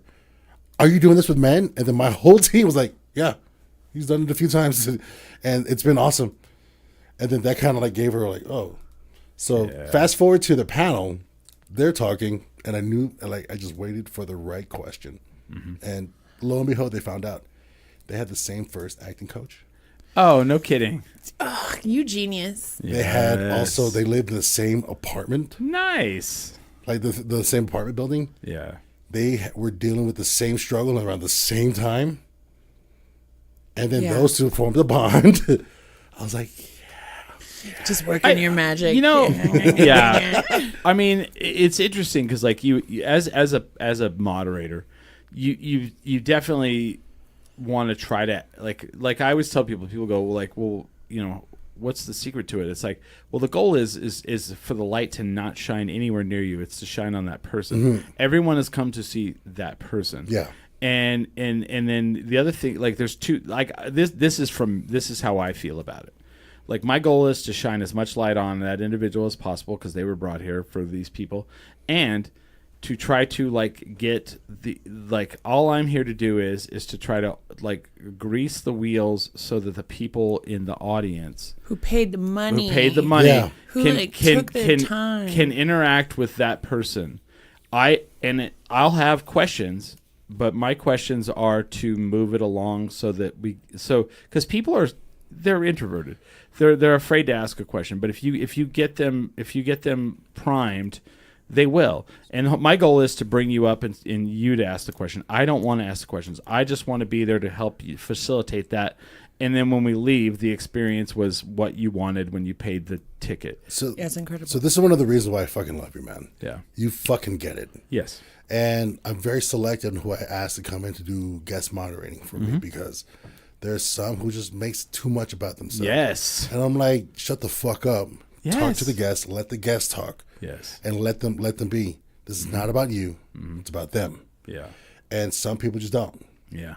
So I'm very selective who I bring in. I'm very passionate about this because this is time. Time being the commodity, the one thing we cannot get back. Yep. So I want to honor that as much as possible. I want Right. to add as much value to that. For those who put the money in, their hard-earned money. Times are tough. Yeah. And anyone spending their money on something extra, we need to add as much value to that as possible. Right. So I get to provide 45 to an hour on letting people hear directly from someone they want to hear from and letting them get a chance to hear something new. What I like to do, because like it's a bit rare for me to get back on stage to moderate, but when I do, focus on them, just like how you said.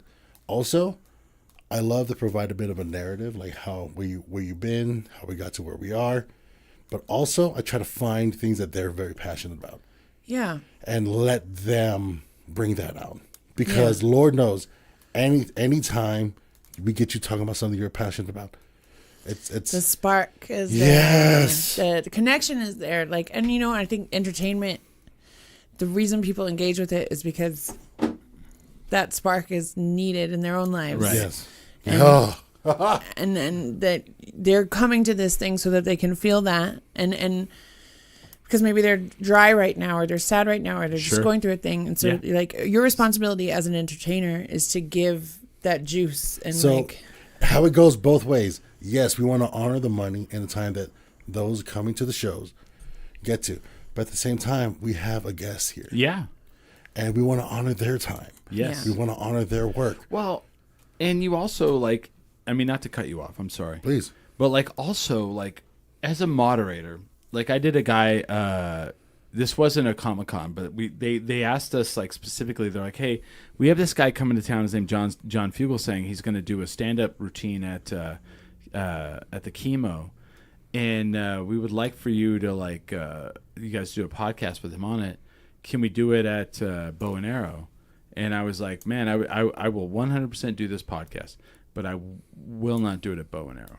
ooh And they were like, why? And I was like, because I've done live podcasts in a brewery. You're talking about on a Friday night at 7 o'clock. Yeah. And I was like, you're asking people who have come out to have a drink with their friend, to come out and have a drink with their, man. you know, like it's going to get loud. And like, what if we do it upstairs? And like, I was like, no, not really. I don't want to do that. Finally, like they were like, well, where do you want to do it? I was like, well, let's do it in a theater somewhere. Let's do it at the Box. Let's do it whatever. And so we booked the Box, and like 25, 30 people show up, right? Awesome. So like, I see that like I'm like one of like 10 media outlets that are interviewing this guy for the day, and the big thing for this guy, he was a VJ on VH1 Cool. back in the day, and he's a comedian. And he was the last guy, like his biggest thing is he was the last guy to interview George Harrison. Right? That's a flex. So, of course, every single person all day long. So what was it like to interview George Harrison for the last time? Well, I'm like watching every single time, watching every single thing. I would turn the radio on, I listen to it, and I was like, I'm not doing that shit. Good for him. Good for him. That shit. So I go through his thing, and I was like, people's interviewed. Oh, he interviewed Brian Wilson. That's awesome, dude. Bang.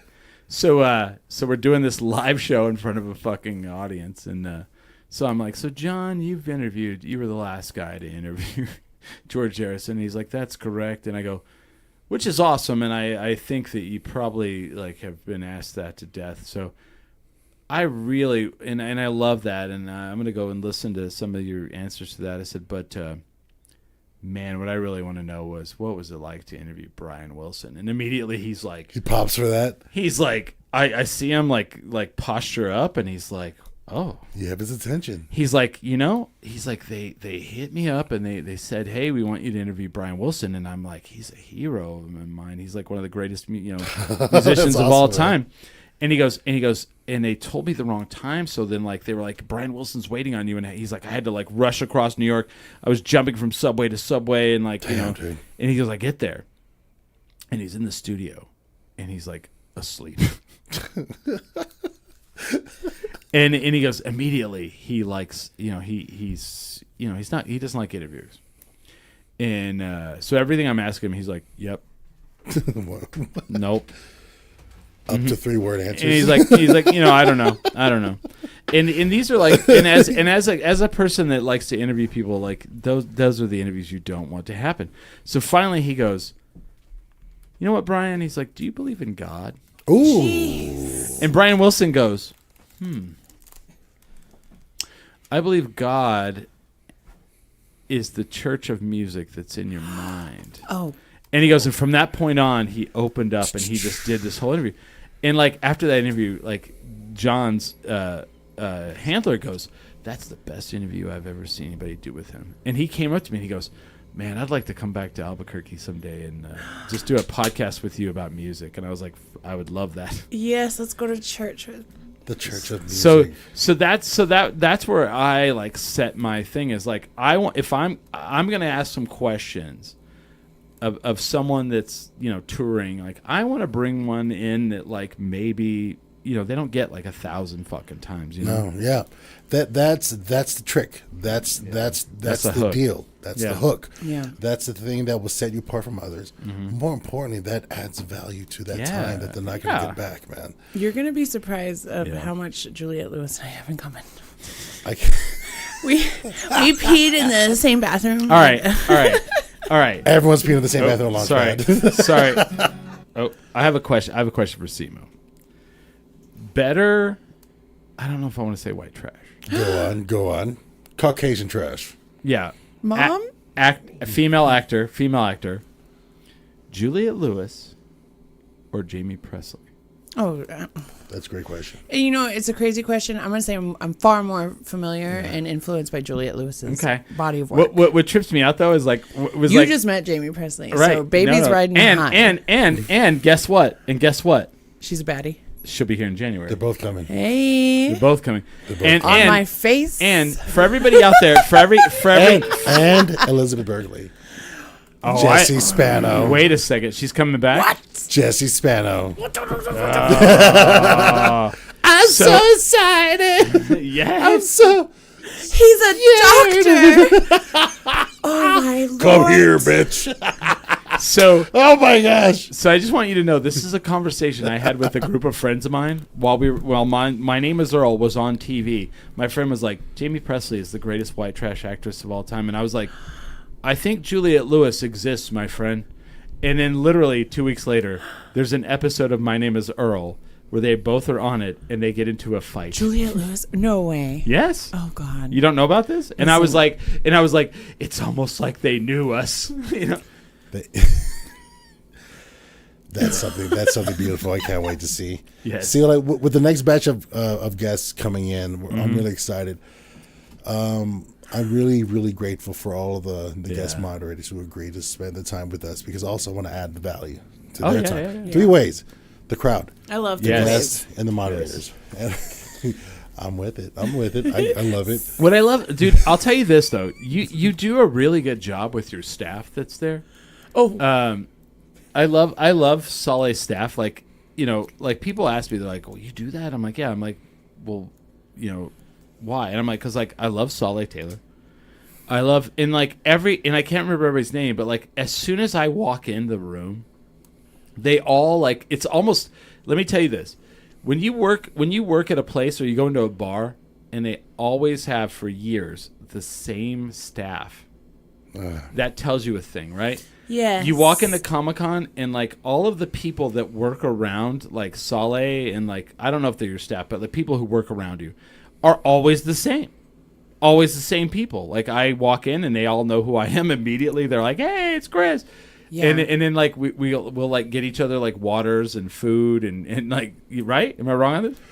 Another thing, I'm very fortunate, Yeah. very blessed to have the Yeah. McCowans family, an amazing Danny. Yeah. Just every single person. Sorry if I'm like missing your names, but like, Oh, sure. just There's know a that lot. I see you, and I'm grateful for every yeah. single one of you. One of the coolest things that my dad taught me was take care of those who take care of you. Yeah, and it gets to the point where like I'm just like I'm there, and I'm like and Sally's like, go get adjusted, and like Yeah, go we have a over there. chiropractor that We have shows a up every now and chiropractor then, there. yeah. Go get adjusted, and I'm like and he's like just go Just over go. there. Just yes. And I'll walk over Yeah. there, and like I'll walk in, and the lady's like reading a magazine. She like stands up. She's like, "You here to get adjusted?" I'm like, "Yeah," and they're all, and like. And I'm like, And then there's Saleh this like fucking spanking rules. you with the belt. no, Go on. The go cummerbund. on, the cummerbund. The championship cummerbund. And I'm just like, all right, this fucking rules. Yeah. I would say, I still to this day remember the very first panel I did, and I love the like I have this photo in my head, and I'll paint it for you real quick, right? So I'm doing the panel for Kane, Lita, and Goldust, and Kane was absolutely one of the most phenomenal individuals I've ever seen. Goldust was a great individual. Lita was a challenge, and we'll just leave it at that. And so I go walk back through, and like for people who don't know, the Kiva has a weird backstage. Yeah. It's a very weird backstage. So not ADA. No. That's on that side. And like you have to like go walk down some stairs, then up some stairs, then take a right into the green room. And so I'm like having this surreal moment where I've just sat with some legends and that I've like fucking blown my. I walk into this room, and this is the snapshot that I have. So to the left, I have Beverly Crusher and Chekhov talking to each other, having a conversation, and I'm like, well, that's Star Trek The Next Generation and Star Trek The Original, just having a conversation with each other like just normal people. And then I look to the right, and Lou Diamond Phillips is like dipping a ladle, and he's like, does anybody know what kind of soup this is? Does anybody know what kind of soup this is? And then Meredith from The Office is getting a back massage, is getting a massage face down, is getting a massage from the masseuse that's in there. And then Peter Mayhew, Chewbacca, who passed away literally a couple months after, is like on his hover around scooter with his like he had these leg warmer things that came up to like literally like mid thigh, like that helped him move his body around. And then there's like 4 Power Rangers all sitting at a table together. Kimberly. and then I'm trying to think of who else. There's some other like it's like every part of like my like pop culture life is like in the same room It's a in this fever weird dream. painting, and then Kane, who's like 6'10", barrels over to me with his fucking first baseman gloves hands, grabs my hand, and is like, "Thank you so much for that," and I'm like, "What an honor," and he's like, "Stop it. You're amazing." And I'm just like, I don't know. And then one of the Power Rangers comes over and he's like, "What a great life we live, right?" And I'm like, Saleh, please. sure. I don't know. I don't know. I might need a bodyguard. And then later that night, I angered Billy Zane. Everyone was angry It's at Billy because Zane that year. Listen, it's just because you're prettier than him, and I think he has a hard time dealing with that. No, Chris. do you know the Billy Zane story? Go on. So Ming and I, By the way, that's how we met Ming. yes, And that's how we create this relationship that you have. One of my favorite things to come from that is Ming loves you so much. we love each other. Yeah, he's my best friend. Well, so Ming hit through Holly. Holly Ann came in one day and was like, "Ming, my friend Ming wants to be on the podcast." And I was like, "Okay, who's your friend Ming?" And she goes, "He's from a TV show." And I was like, "A TV show?" She goes, "Comic Book Man, Kevin Smith's." And I was like, Ming Chen? "Ming Chen from Comic Book Man wants to be on the show." And she's like, "Yeah." I was like, "You know Ming Chen from," and anyway, that's how we met him. And that's kind of, yeah. Anyway, so the first weekend I meet Ming, he's like, "Billy Zane's here." And like, as I'm walking through the con the first time, I'm like, "Oh, celebrity table, celebrity table, celebrity table, celebrity table." But they have a high top table next to it with special markers and special items. And that's Billy Zane, because Billy Zane is special. Yes. He needs VIP treatment. Yes, You know, did. he's got those like eyeliner eyes. Yeah. you know? So immediately, Natural. All natural. You know what? so immediately, I'm against Billy Zane. Oh, you have to be. Right?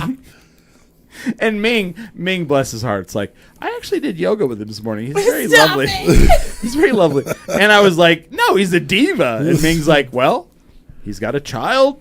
He means the world to me. You know the reference, the Titanic?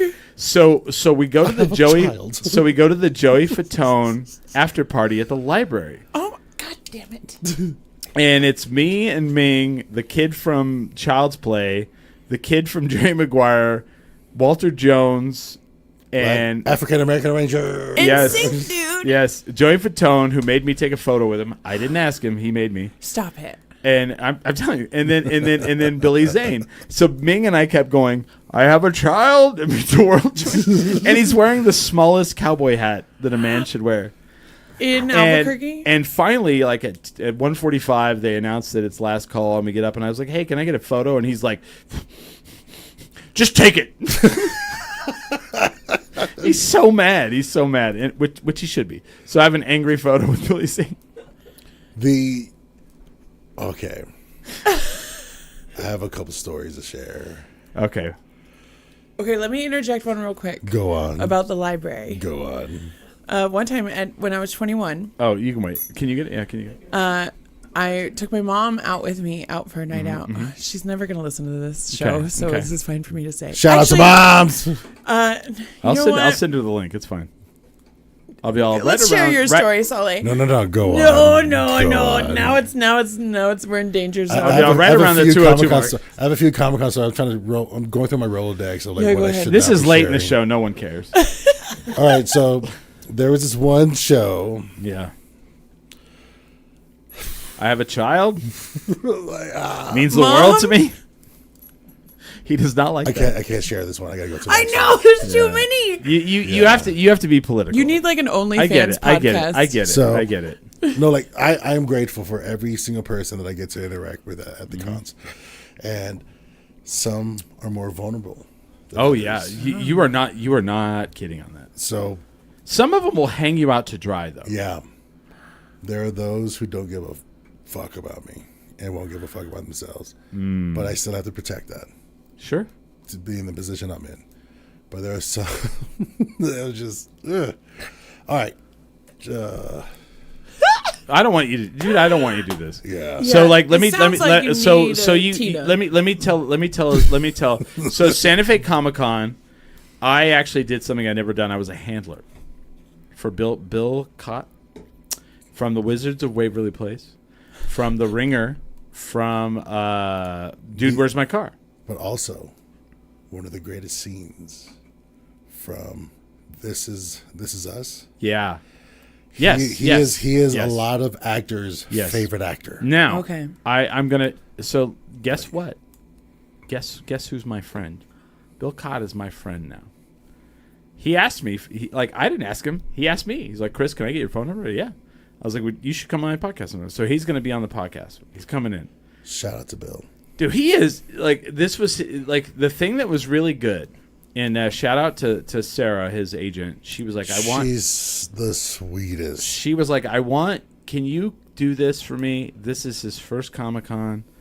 He doesn't know if he wants to do these. Can you be his handler? And like, I sat with him. What a person to be with. And he was fantastic. And he's a magician. Oh. Yeah. And I hate magicians with a passion. And I loved his magic. And the fact he did magic he was like, it was so cute. There would be like these people, and they'd have like their little kids, and like, I'm talking like 3-4-year-old, and he'd be like, you want to see a magic trick? And the kid would fucking run behind their parent and be like, person, talk to me. And he'd be like, no. And he did the cutest little like tricks. And I tell him, I'm like, dude, you are nailing this. Like, yeah. I said, let me tell you, I sit with Ming at his booth for a lot of the Comic-Cons. And when Ming first started Comic-Cons, he asked his agent, he said, what's the shelf life on this? And they said, well, after your project has ended, probably like 5 years. And Ming has been doing this. People don't even know Ming was on a TV show anymore. They just know Ming. They just know he's Ming Chen, the Comic-Con guy. Yeah. And he's actually probably more famous now. Like at Santa Fe Comic-Con, he was probably one of the draws. Yeah. It was really weird. Yeah, it was like, I sat over there watching him.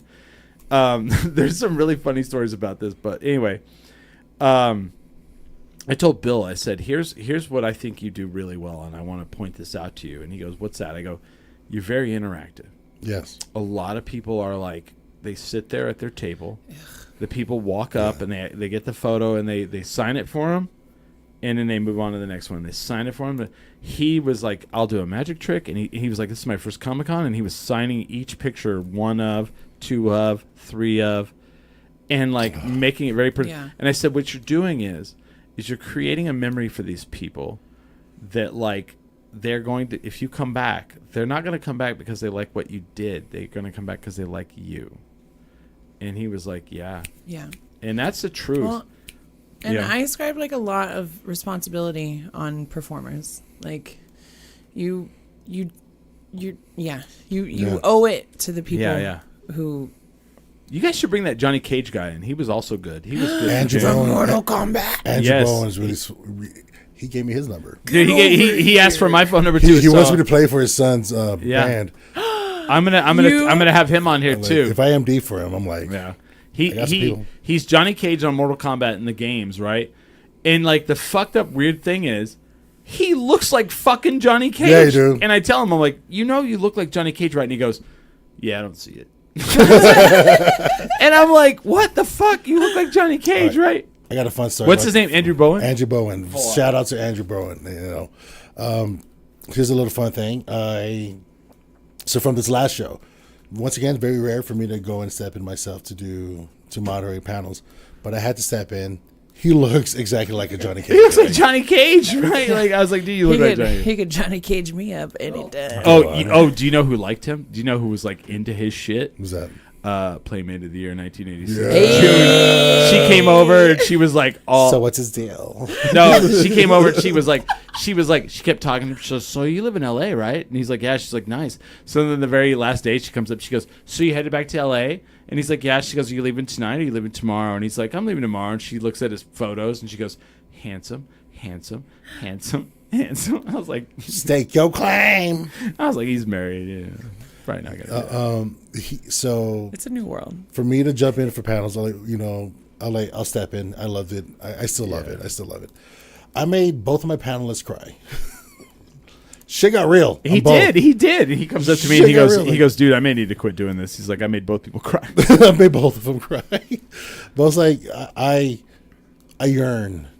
I love that connection. Yes. I love adding, once again, I'm obsessed with adding value to the time. Yeah. So for 45 minutes, if I can get you to open up, I'll Yeah. Yeah. I'll get there. I'll meet you halfway. I mean, be at my kitchen at 1 a.m. You're going down. Go on. You're gonna cry.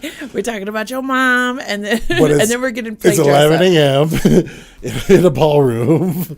But it's one of those things that I'm grateful for them because they came with me. Yeah. Yeah. And once again, Who did you have panels with?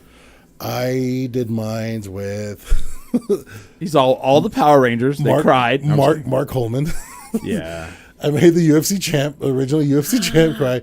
But he was talking about when he saved his parents. Yeah. Yeah. That's rough, though. And like when he lost his dog, and I was like, oh. Also, by the way, it was just like one of those, like, his agent was there. Shout out to Timothy. Timothy? He was like, give him a hug, Saleh. I'm like, I don't want him to like take me down as I'm going to make a hug. Like, Dude, I gave him a gentle, like, hey, bro. A danger hug. What was the one from like Queen Charlotte, like sorrows and something? The Queen kept saying to her son, he kept crying. It was like sorrows and prayer. Sorrows and prayers. Sorrows like, and prayers. But I was like, I'm with you, bro. But let's stay on. Like, there's something happening here. But like Mark bearing his heart. Yeah. And then, Well, that's rough, man. Jesus. it's a heavy story. It's a beautiful story, but like, because he accepts it as part of his journey. Yeah. And You have to. Did you talk about the Smashing Machine stuff at all? Or? we talked about it a bit, and he was very gracious about it. He was like, "Yeah, that Grand Prix was kind of set up for Mark Kerr to win, Yeah. but And he got in the way." Well, that's the thing. Like, you watch this movie, and like he got in the way, but it was like also like it was the woman that became his wife. She was like, in his head, and Yeah, I mean, according to the movie, I don't Yeah. know if truthfully, but like, it was literally like he would have been the Mark Coleman. Yeah. It was like Yeah. fuck, because Mark Coleman was like over the hill.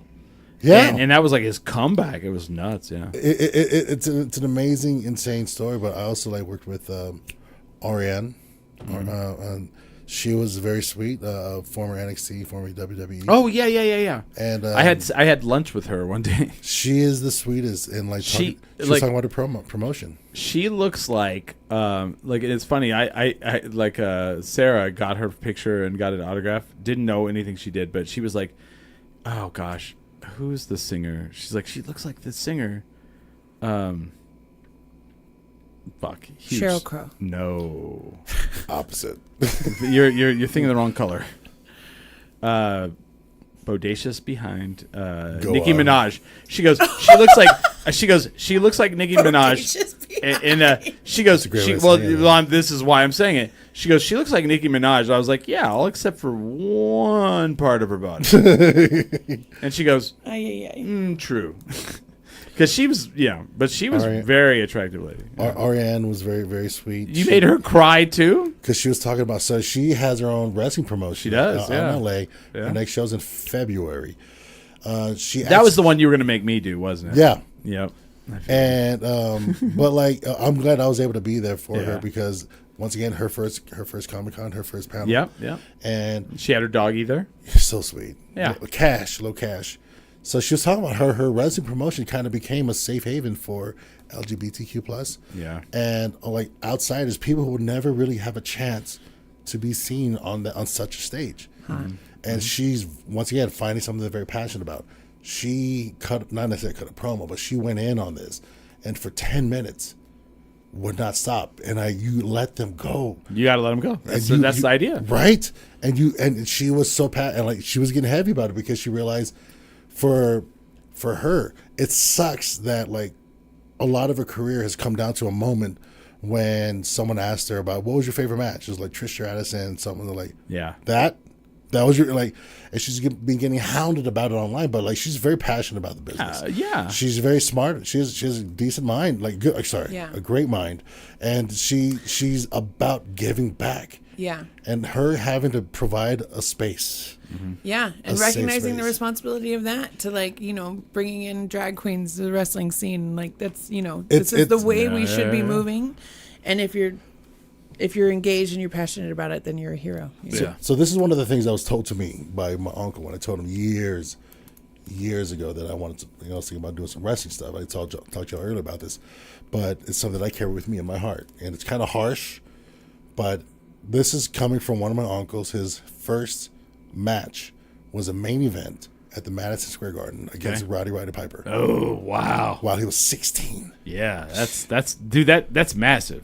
So main event sold out. Well, let me. Do you understand the level? Like Madison Square Garden is the arena for wrestling. It is Yes. like the pinnacle. Like every wrestler And for Billy Joel.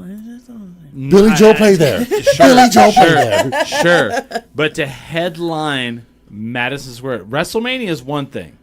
Madison Square Garden is very close. Yes. So very close. he told me, you are no one with no name who's done nothing but take from the business. Your only job from here on is to give back. Yeah.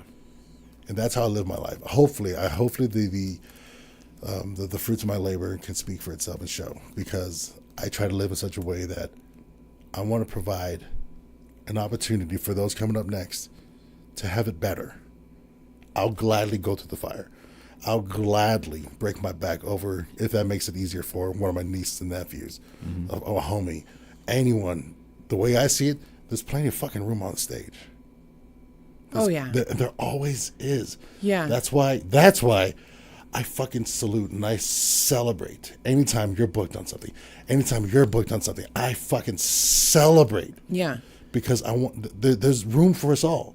Yeah, and if the world was full of people who are passionate about a thing that they created, we'd have space for everything, and every moment would be filled with something more than just like a commercially produced 8-hour time filler gap in your day. Like no, yeah. Like the when you being part of my introduction into the nightlife, into ABQ, to the ABQ sound, you, the cameras, and then at the time, Carlos the Tall and the Not So Tall Band. Still a badass name, bro. Still, man, one of my still favorite. a badass name. Still, man. And you all have been so gracious to me, and that just shows that like we fucking celebrate together, and I am all about that. Yeah. One of my favorite things is someone asked me, "What's the sound of Albuquerque like?" It's whatever you want. There's so many options. You choose. You Exactly. You got to find it though. That's the problem. We do not market ourselves well. No, but You have to find it. I'll fucking say it here. I am grateful for Albuquerque, for New Mexico, because had it not been for this place, I would not be where I'm at. Right. This place and so is, many artists I see that like move elsewhere because there's like some sort of success that they have in their mind, like a goal, and they go elsewhere to do it. But all of a sudden they're communityless. There's no one. It's tough. Yeah, and it feels dark and it's cold, and then selling yourself. No. Not community less. Community against you. Oh, Like people are against you. Like they will like go like New York, Chicago, LA. Like Competition's a you thing. go there and they're like, oh, that's my Backstabbing, competition. I'm going to actively promote Work against you. Yeah. So had it not been for this place, I would not have been in such a position.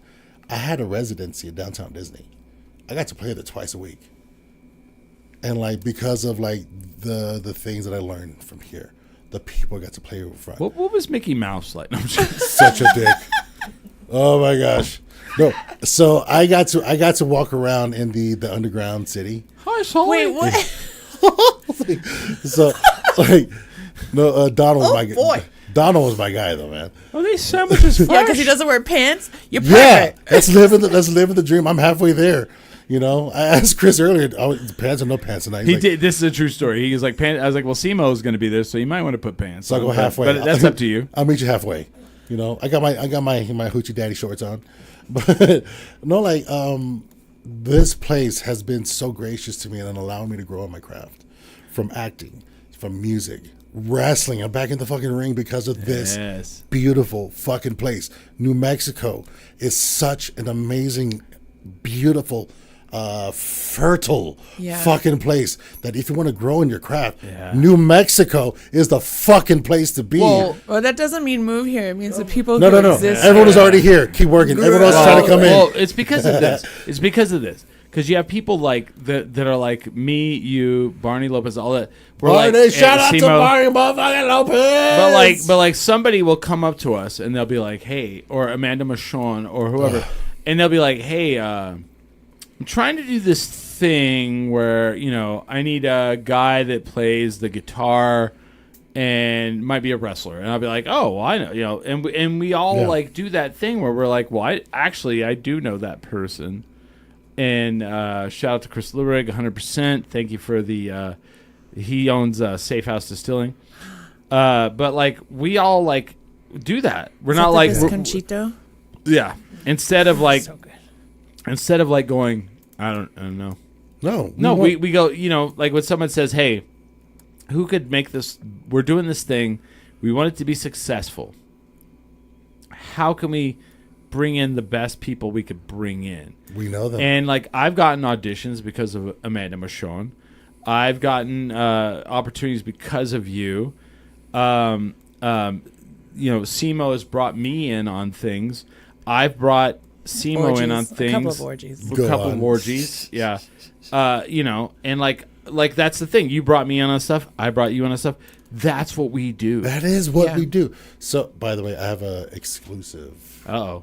Amanda Michonne story. It's heavy. It's a heavy story. Uh-oh. Shall I share? Yeah. This can be corroborated Uh-oh. by the boys as well. Wait a minute. I'm sorry. Do you mean So, Emmy award-winning Damn. Amanda Michonne? yes. And Okay, I can all try right. to phrase this as politely as possible. Oh boy. Someone tried to take advantage of her. I was there. Ooh. A la nuh-uh. I was only there because we were playing downtown, and she came out to me. She was like, "Act like you're my boyfriend." I'm like, Oh yeah. "Oh, yeah. say less." Get up here, girl. So, This is my lady. but then I realized, like, how many drinks did you have? It's like two. Like something's off. Oh Something's no. off. I immediately get the boys in. I'm like, hey, something's wrong with Yeah. Amanda. Boom. We all step into Yes. it, and we all Good. Good. Joey gets her out. Joey. Chris make sure Yeah. that she gets out. Like Yeah. we all like get into it. We get her Yeah. out safe. Here's where the story continues. Here's another fun thing about me. I've had my own security company years ago. So there's random people throughout this town that like to work for me. Oh my God. And so we're downtown in the weekend, so you know, Central's locked down for the most part. Sure. Yeah. We get out there, I find two guys like who just looks like these motherfuckers don't Yeah. look Oh yeah. like, I'm not trying to like, but like definitely they're the ones Yeah. You know. buying her drinks. You know what's happening. Yeah. So they walk out. They catch on me catching on. Yeah. We walk out. They go upstairs. And the doorman who was downstairs, I see him. Is this Sully! Is this Launchpad? No, Okay. a little further downtown. Got it. The guy who's on the bottom door, Sully! One of my guys who used to work for me. I was like, hey, did you see two weird looking? He was like, yeah, they just walked in. I'm like, all right, I gotta go deal with something. He's like, all right, cool. So he let me walk in. The guy was working on top. Another guy that used to work for me. And I'm like, hey, did you see two dudes? And he's like, yeah, they're in the bathroom. Anyone else in the bathroom? I don't think so. Oh my God. I bet. Watch the door. Does anyone remember? I hope I'm not incriminating myself. How long ago? How many years ago? At least 15. Oh, we're good. I am in love with you. We're good. Does anyone remember when Anodyne's men's bathroom looked like a fucking mess? Yeah. Like one of the sinks were broken. It's still a mess, but no, yeah. like one of the sinks were broken. Yeah. And one of the urinals. You broke one of the sinks with someone's head. So Good. I got in there. Took care of both of them. Nice. Good for you, man. I'm carrying them both out. Good. I see the guy up top. These guys passed out in the bathroom. Yeah. And it's like, hey, man, I got these two dudes. Found them. I'm like this. Yeah. He's like, yeah, okay. So I boom, boom, boom, walk him downstairs. With a boom, boom, boom. Y'all, you did. You ever see the movie I'm Gonna Get You, Sucker? Yo. You have two options. You could leave the stairs or the window. They got them both. So boom, boom, boom, walk down the stairs, you know. And we get outside. You know, there's cops out there hanging out. One of them was a friend of mine. Of course, yes. And I was like, hey, bro, I found these two dudes. Passed out in the bathroom. He was like, all right, man. I was like, but I think that this some fucked up shit. And I'm like, okay, yeah. So we just threw him in the back. Yeah. Good. Dude, get out there, meet your neighbors, meet your community, That's and right, look yeah. out for each other. I Because talked about this last night. yeah, I said it. I said, everybody's like, first of all, they told me not to get political last night. And Jesus. And then right away they got political.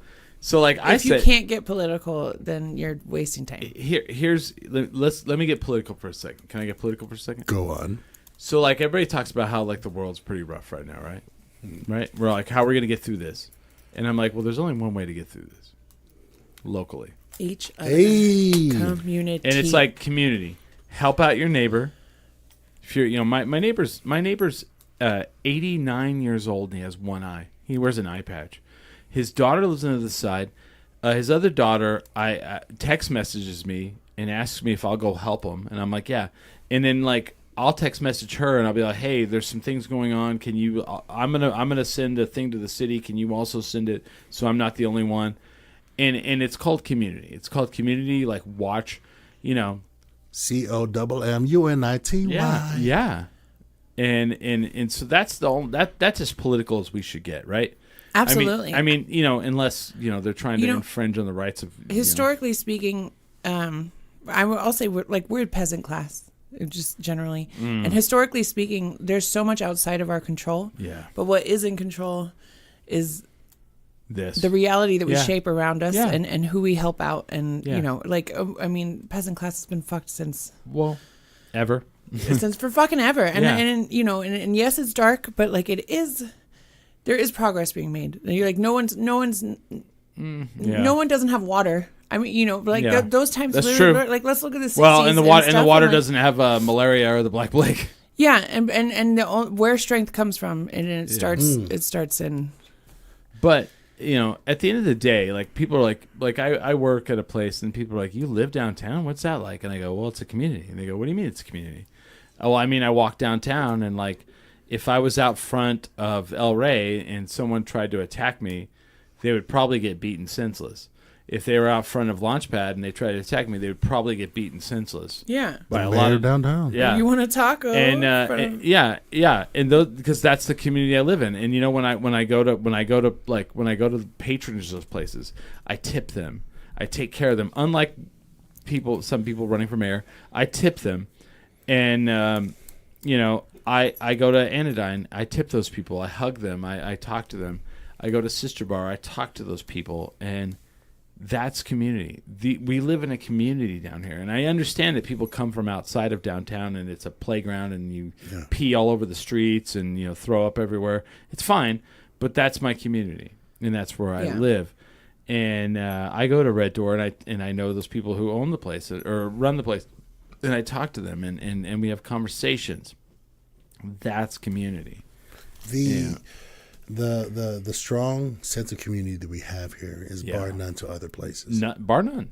And one of the things, once again, I can't stop putting this place over. No. Yeah. Well, it's because people like us fight for it.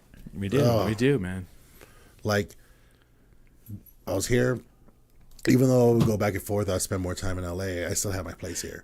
You're in LA. Oh wait, you got a space in LA? I kept my place here. Listen. Do you have a place in LA? I did, but I was gonna say if I go there, paying can I stay too at your fucking rent, place? stupid. Yeah. But the place here, even while I was gone, my neighbors just looked after it. I was gone for years, and like, oh yeah. I have a cousin come and stay. Like, yeah, use it. I didn't lock my door. Yeah. And like my neighbors looked after it. They took care of it. Fuck like, yeah, they do. I'm grateful, very fortunate to be in such a place for such a time as this. Like, I can't say this enough. New Mexico is such a beautiful place to grow. It is. And to learn your craft because there's so many different levels of it. You are still someone I want to be like. You are still someone I want to be like. You liar. Yes, I am. But like one of them, one truth, one lie. No, well, you two are two people that I just thoroughly I enjoy being around. We love you. Yeah, I think we made a other. beautiful relationship on this podcast. I am. We I all- was very yeah. happy to talk to you for this long. This Yeah. long. Yeah. Even when I we see always each love other in Sully. passing and stuff, and, it's still the greatest 30 seconds of my life because you add so much value to everything you're part of. I'll tell you this. When I go to wrestling, it's really weird because like the day of wrestling, people always like it's weird. People always hit me up and they're like, "Hey, what are you doing for that?" And I'm like, "Well, we have production. Yeah. Like, we have things like." Yeah, I get that you looked at the flyer and it starts at like the doors are at 6 and it starts at 7. We don't start that time. Yeah. But like when I go, and I go to the El Rey, one of the first things I want to do is like see you. I just light up when I see you. I love seeing you. When I go to Comic-Con, one of the first things I want to do is I want to see you because I light up when I see you. You're such a bright light as a human being. You know, you are so multi-talented. I mean, you're an actor, you're a stuntman, you're a wrestler, you're a fucking amazing musician. Like, and then on top of that, you're one of the most humble human beings I've ever met in my entire life. The humblest. Oh, you son of a bitch! You got me. The humblest. But, and I'm going to end with this. As humble as you are, I will never fucking forget that you made me get burned by Artie fucking Lehman, and his name rhymes with demon. And with that, we are 10 drink minimum.